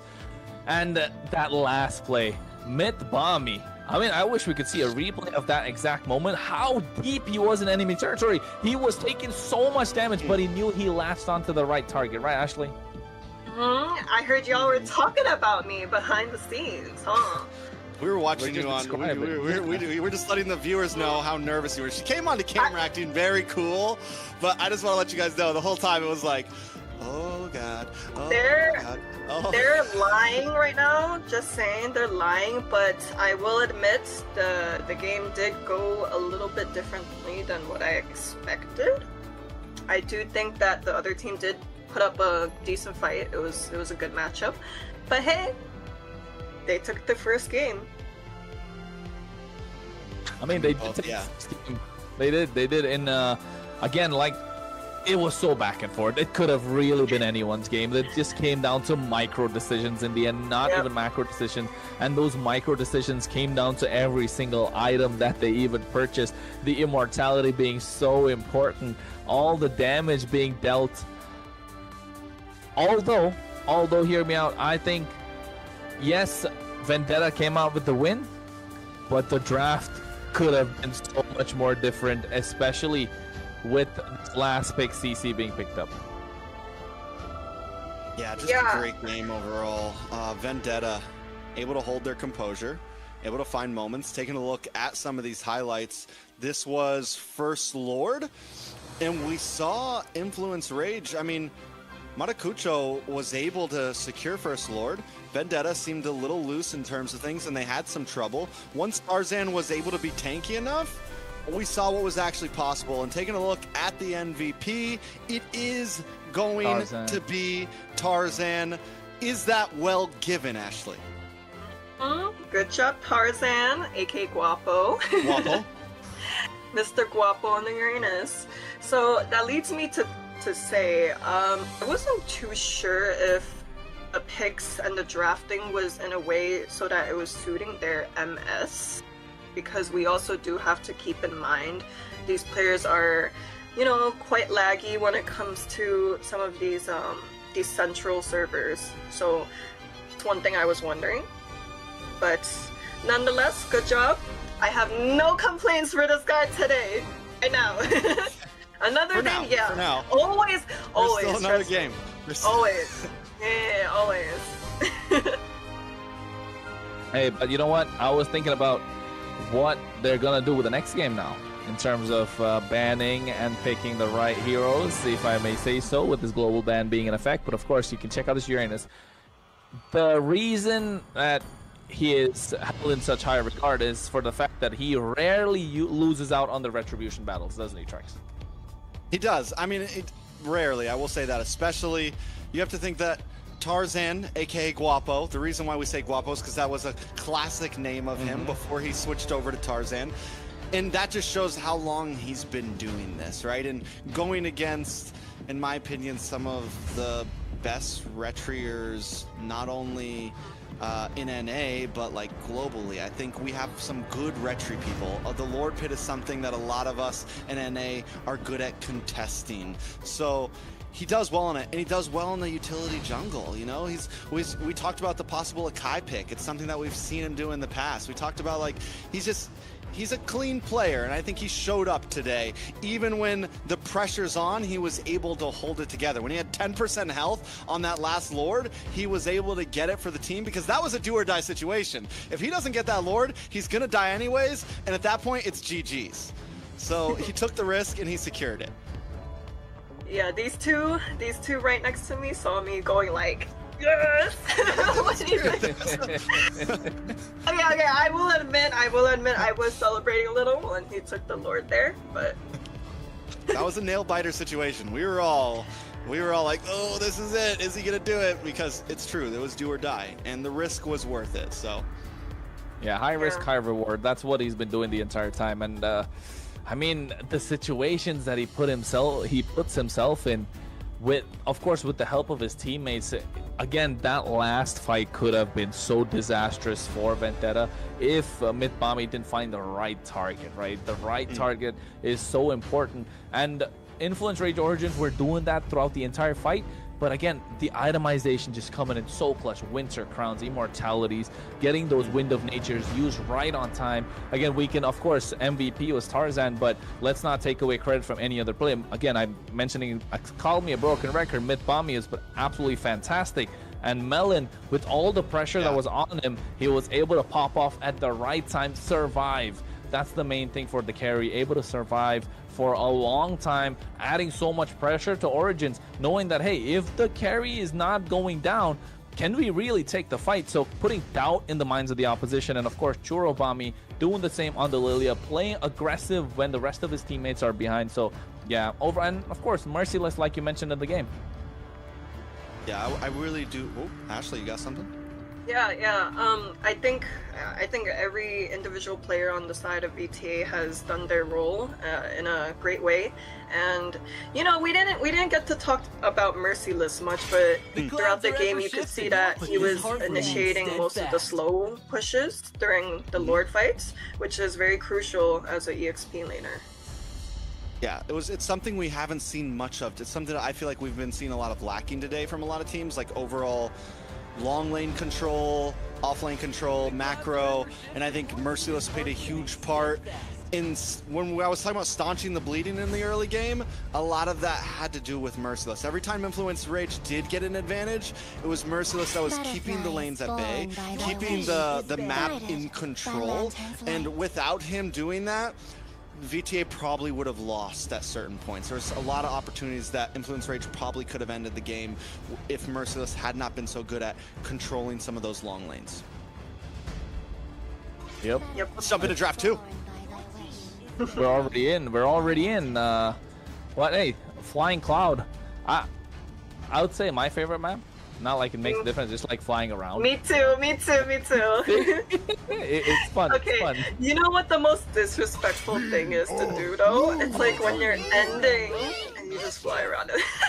Yeah, it's like the opposition cloud. Ooh, that's just insult to injury right there. And imagine 5 members doing it. Whew. Yep. That would be an Ashley move. What?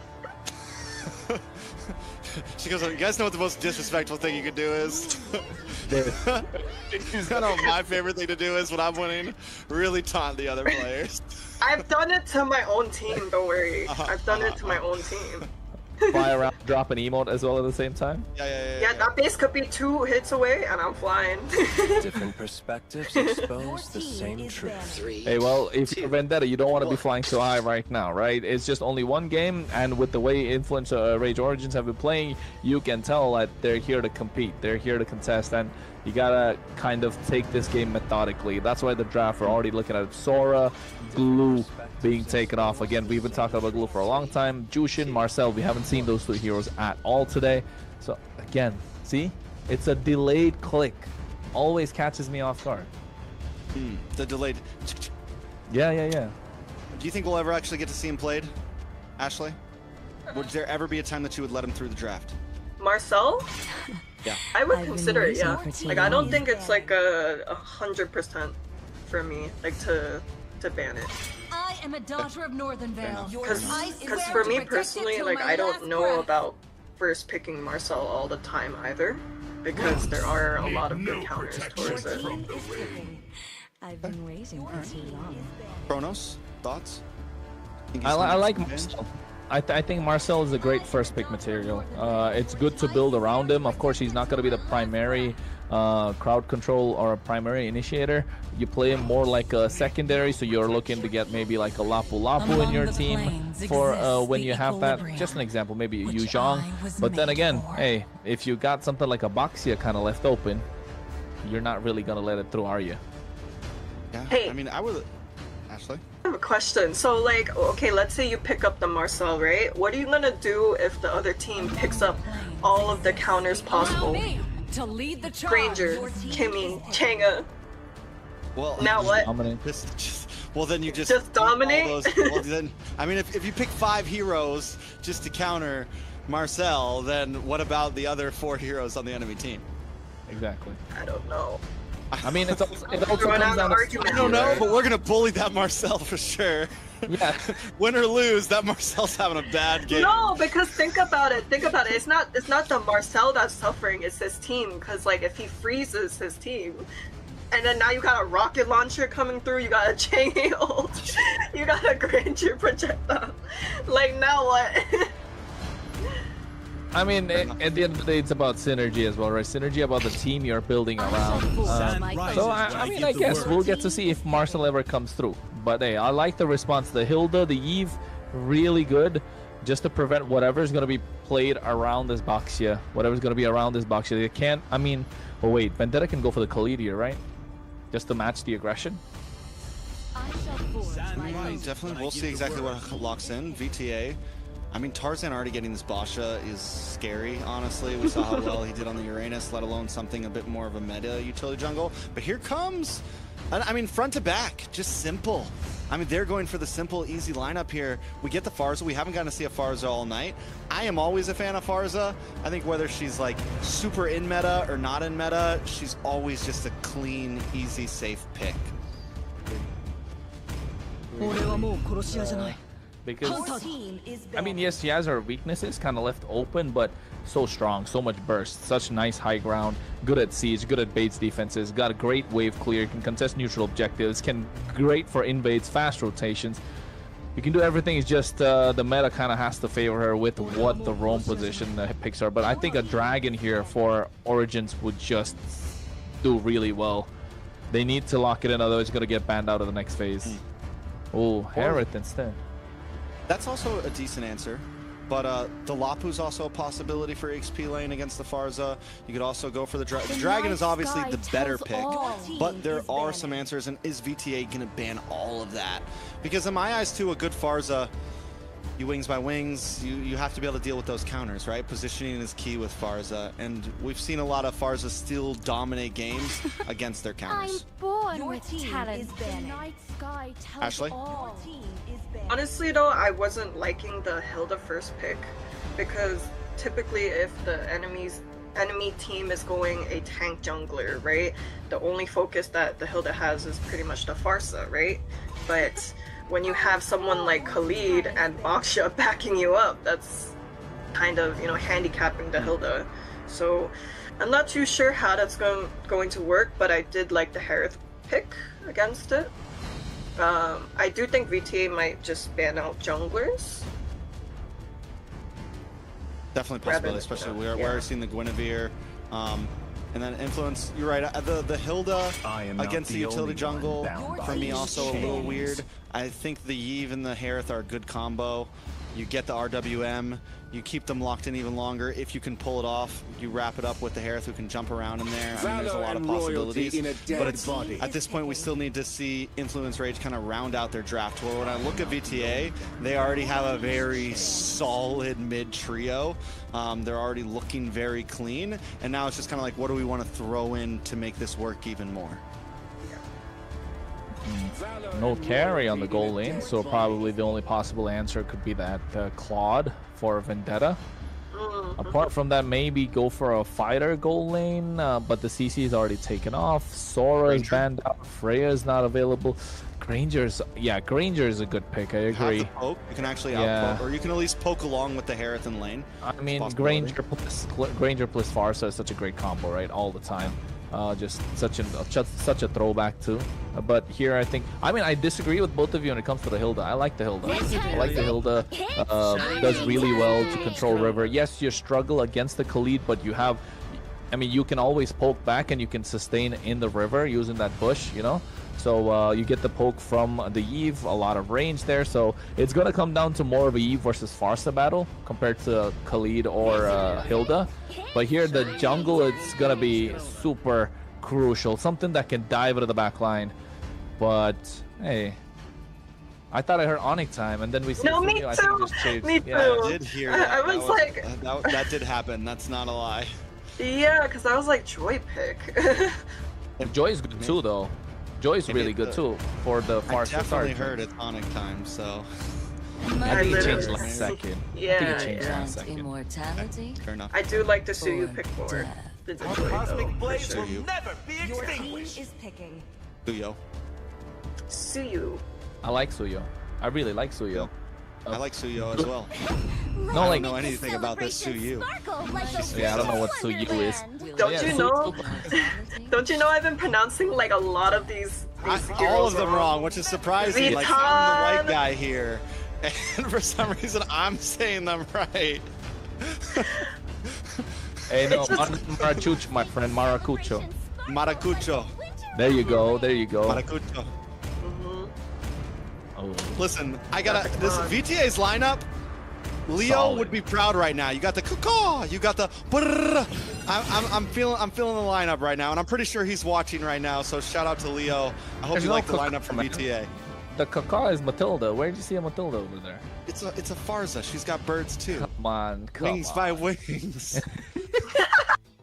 No, but you can't see me right now, Okay, but I'm dude. flapping the wings right now. actually, what's last the- words. Good luck, VTA. I know you guys got this. And if you guys doubt me for a second, then I'm going to have a word with you guys. I'll see you guys in hopefully 15 minutes. Make it 25. Oh, please. Sorry, production. I'll say 15.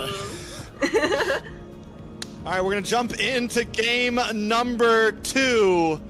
If it was up to me, Rage Origins would tie this up and bring us to 3. Can Vendetta close things out and grab the broom, or will the Rage bring the rage and even things out? I think.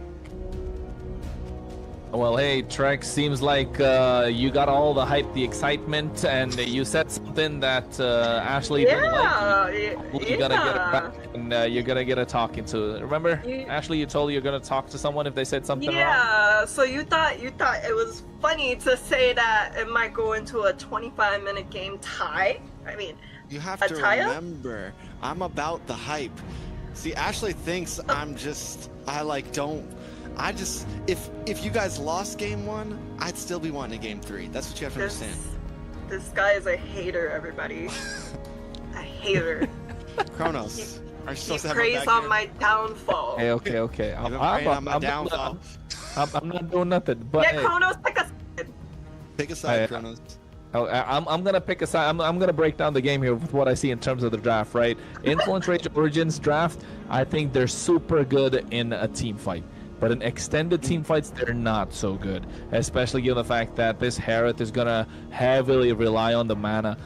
Big ticket ultimates with the RWM, right? So around the RWM, they can play really well. But in extended team fights, if you ask me, Vendetta are super strong. They definitely have the DPS with this Claude, with Melon. He can melt down anyone in front of him given the right time. And a lot is riding on Maracucho for Rage Origins to be the executioner for Vendetta, right? It comes down to these micro changes or just diving at the right time and Astro to create the space. But similarly for Vendetta, you're looking at Tarzan to, again, secure these neutral objectives, go and invade the opposition, be in the face of this Harith, don't allow him to bounce around like he wants to.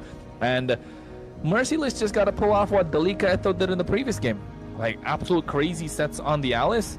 It's just that this time, if Vendetta are looking to siege Influence Rage Origins, yeah, Rage Origins don't really have much of an answer. That Farsa Feathered Airstrike with the Blazing Duet, Raging Sandstorm, and that Throne of Ruin all at the same time, imagine that, and Rage Origins is going to fall apart. I mean, they do have some defense. Luckily, they have like the RWM, which can at least help like block people away from the towers. And even though they don't exactly have Shred, Delika on this on the CC does supply some Shred for the Lord. So there's something there, but where you are right is the dive potential, the range. Like, Vendetta can just get in your base, and if they can't get in your base, they have a Feathered Airstrike. They have so many ways to approach these fights, so many angles. It's definitely tough. You have the Blazing Duet to dive. You have the Raging Sandstorm. You have Feathered Airstrike for range.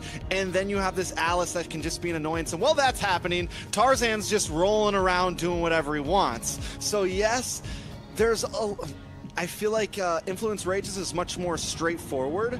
It is, we need to do this to win, to whereas on the other side, it's we can do this, or this to win. Anyone can pull up at any moment and make a game-changing play. This guy's so, like, back and forth now, Ashley. I see what you're talking about. 1 minute he's supporting them, 1 minute he's not, right? It makes me a great caster. I'm an unbiased caster who can, at any point, take the side of any team. So unloyal. He'd be Farsa burning everywhere between teams. Farsa burning. I'm wings by wings and all over the place, man. What can you say? Hey, speaking of Farsa though, what a bad day to be playing Farsa into that comp. Don't you think? Like, literally every single hero on that lineup is diving straight into the Farsa. They took your plan on what to do against the photo guy, Marcel. The photo guy? Oh, well, you that's said if true. I was going to play against Marcel, I just completely counter it. They did that, but to the Farsa. But I do like their comp though. It's like a mixture of both like scaling and also like a little bit of early game. It's like well-rounded overall. Yeah, and I think it's gonna come down to how the Harith can really bully the Claude out of the lane, right? It's gonna be a crucial laning phase, if I may say so, for both these teams. You know, both the side lanes are wasn't the last pick CC for the side of Origins? Yeah, so the CC and the Harith looking to dominate individual lanes. Similarly, the Eve will try to do the same against the Farsa. I think the Eve definitely has better poke compared to the Farsa. It all comes down to how well, again, Tarzan and Myth Bomby are able to pull off kind of like controlling that entire river. Khalid against Hilda. I think Hilda still wins, but it's still, you can say it's sort of a 50-50 maybe. I think once again we go into a game that comes down to less about like somebody completely won the draft and more about who can play better. Because you mentioned the gold lane, even there, Claude's a hero that, yes, like there's some gold laners that go against him, but you can almost always 50-50 any gold laner with him if you have the skill capabilities. Farza as well. Yes, there's tons of counters to Farza, but if you play good enough and your positioning is good and you save your wings of wings for the right time, you know, you can almost always find moments to still make big plays. So both teams, who's going to play better? I'm excited for it. That's true. That's true. Excited for it. Ashley, you want to fly out of here before? What do you got to say? What are you thinking? I don't know. You already know what I'm thinking. The BTA Vendetta all the got way. this. There you go. She did just compliment the other team's draft, though, so she is also wings by wings in a little bit here. I'm doing like a little bit of Just a little bit. a little bit of bread coming. You know? She's trying. She's trying to be a caster too. Trex, come on, you can't be demotivating us like that. Hey, man, But don't worry, guys. how I I'm build the best. I'm genuine. I'm the dad who's like, you're gonna do great. Do better. I'm genuine and authentic to my words. I'm like this guy. Which guy? Hey yo, whoa. Okay, wait. yeah, I was gonna say pointing at this guy. No. True. Get it. Well, either way, folks. I think You can take it. everyone can. It's okay. Not a Not problem. everyone. Not her. Anyway. No, Ashley's doing a great job today. She's hanging with the best right now. True. Big shout out to But- Ashley, guys. We First could do time better on desk. tomorrow. We could do better tomorrow. So 100% make sure, always. But make yeah, sure you guys Ashley is tune gonna be in. with us again tomorrow. It's exciting. They're like, Yeah, "Not and to this." tune in, It's you gonna gotta be make better sure tomorrow. to tune in. You gotta follow all our socials. MLBB Esports. Mm-hmm. You think And it's if you gonna pop want up now? The production gonna pull it up? MLBB Esports, the best MLBB Esports, the best MLBB Esports at that. And if you want stats on MLBB Esports, make sure you go to runestone.gg. We don't even need ad bumpers. We just throw them out there because we're the best. Exactly. We got this locked in.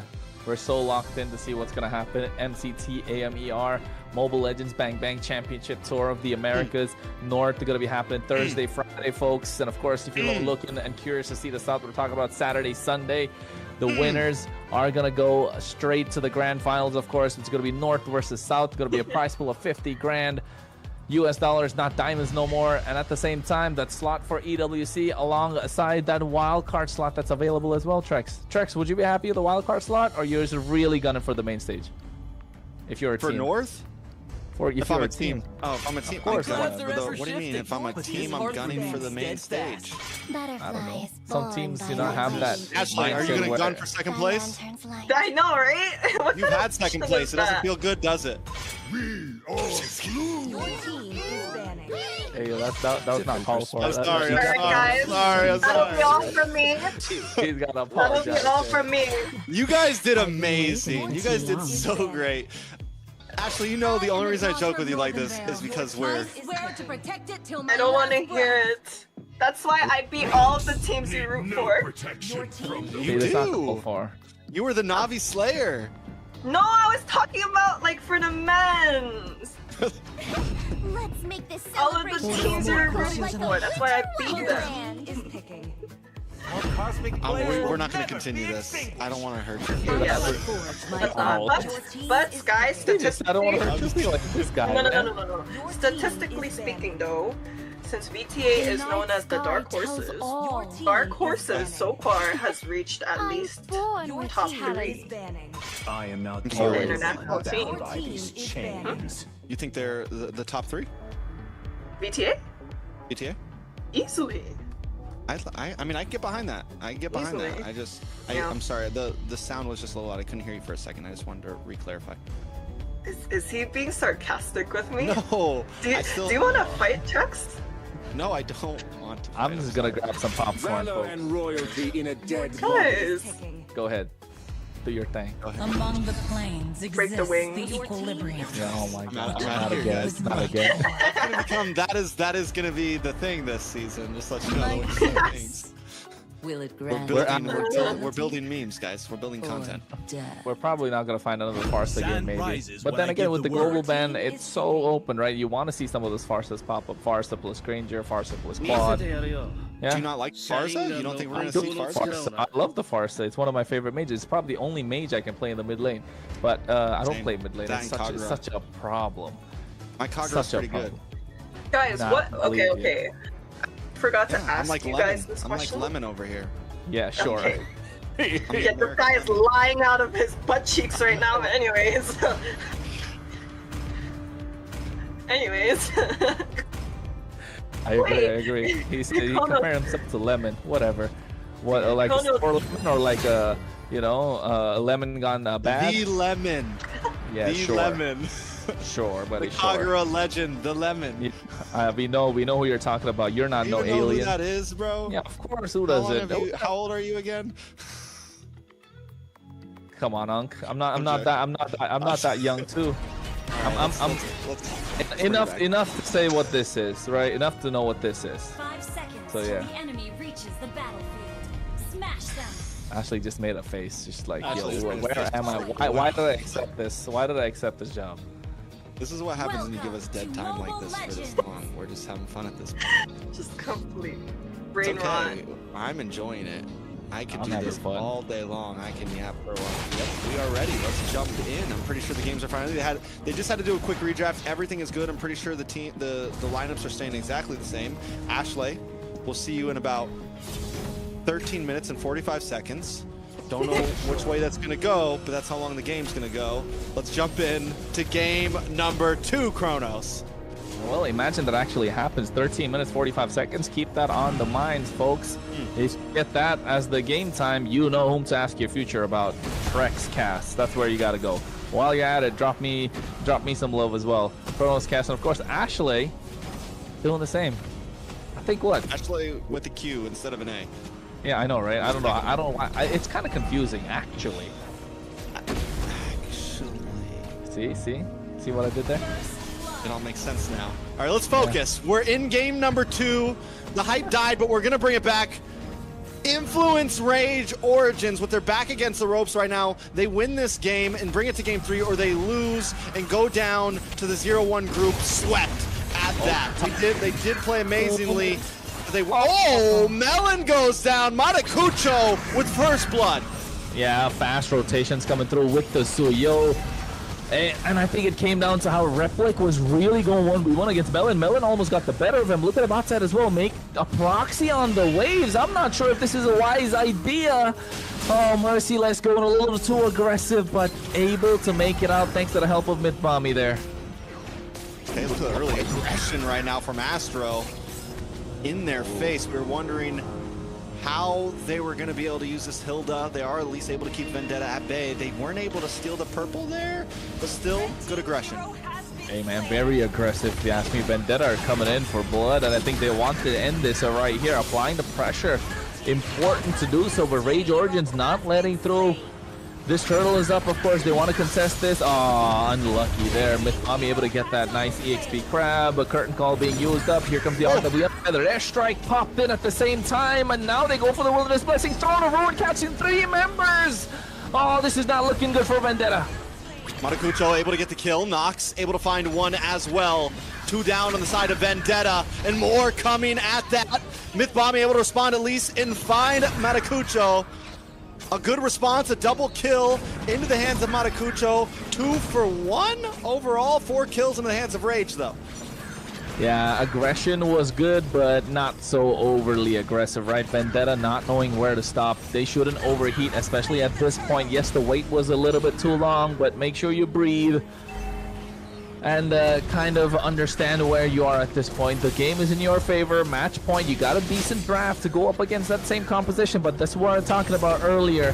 Trex, that Hilda is going to be super annoying, and you can see it already doing a lot of work. Most definitely. And Astro, we saw him do well on a more divey hero, and this time on something that's still divey, not backline divey, but get in your face divey, and Astro is still holding his own. Another player I'm excited to see on the side of Influence Rage, how is Replic gonna handle himself? Because he is gonna be that big mid-game to late-game transitioner, I feel like, in terms of damage. Maracucho is gonna hold down the early game. Ashley mentioned it, they have a good spread from start to finish, but can Replic be the one to kind of be the glue from mid to late? Well, wish they had the glue for that to be possible, but definitely this Harith is going to be dancing around the Zaman Forest, needs to make fast rotations. You can see on the top side, already pressure is on. Mythbommy understanding that Melon needs the help, as much help as he can get. Get fast clear, and then make fast rotations. Try and double lane if you're a quad at this point. Rotation, well, they're trying to make a sandwich out of Mythbommy here. I think they're going to be able to get it. Maybe came out a little bit too early there, Astro, but still they find positioning and planning for, you know, turtle that comes up, and it's still a while for that. Wait a second, Feathered Airstrike does come down, unable to connect. Rage Origins backs off. Overall, things still standing at a standstill. Nice flicker. At the same time, when you see the Raging Sandstorm, so you know these players fast with their fingers too. Joe, like as they were flying, I mean, as he was riding the sands. Is that as he was surfing the tides? Surfing the sands, riding the sands. Exactly, surfing the sands. Exactly. Able to flicker at the right time. But you can see Tarzan right now getting shield unity. But the airstrike comes down once again. Good damage on to Astro. Should be able to get away from this one. RWM does come down and Mythbommy falls. Astro drops to Tarzan, but Tarzan now caught in the midst of several members. Merciless does pop up in the nick of time and finds Replic, finally taking down the gold laner of Rage Origins. More damage coming in, Blazing Duet. Melon shows up at the end to help clean things up and then gets out of there. Yeah, Delicaeto on the CC has been really nice, kiting at the right time, almost getting Melon as well, forcing out a flicker even after the use of the Blazing Duet BMI. Melon could have gotten a bit more if he were a little greedy, forcing the flicker forward, but understanding he's not able to get the damage against that CC. He could have gone down to the Yo-Yo Blitz, so backing off, but again, this is all for us turtle tricks. I mean, and not only for turtle, but getting the kill onto Replic there, and that top tower helps a lot after Melon taking that early game gank. Melon fell behind a little bit, and now you're back into the game. Vendetta back into the game here. It looked a little shaky, but map control's in their favor now. Map control in their favor, and they want to make sure they're doubling down. Delicaeto was not in the right place, not the right time, and this is what this Boxer can do. Tarzan, we know him for his tank jungle. Right, we know him to play those Akais, those Fredrins, and if you give him a Boxer that's been in the meta for about 2 years, yeah, that's what you're gonna get. You know, it's such a perfect example of kills don't win games, right? Vendetta, something that I'm really noticing is even if they're behind in some of the early games, they have good map control. They're able to consistently kind of turn things around, and we've seen a lot of teams so far today that if they lose early game, if they get a couple deaths early on, they completely fall apart. But Vendetta knows when to find their power spikes. They know, okay, this is our time to strike. Even if we're 1,000 gold behind, we can still win some fights. And they do that, and they take the lead back into their hands. I'm looking at the Melon's build. I'm finding that attack speed dagger a little putting off at this moment. I'm not sure what they're gonna go for. I think he's looking to go for the golden staff, but getting that extra speed dagger is gonna be a problem. But here, oh, the damage just coming through from the hill does so much, zoning them away. Maracucho goes down on the top side. That's huge. Down on the bottom side, and Rage Origins are unable to even get a kill. They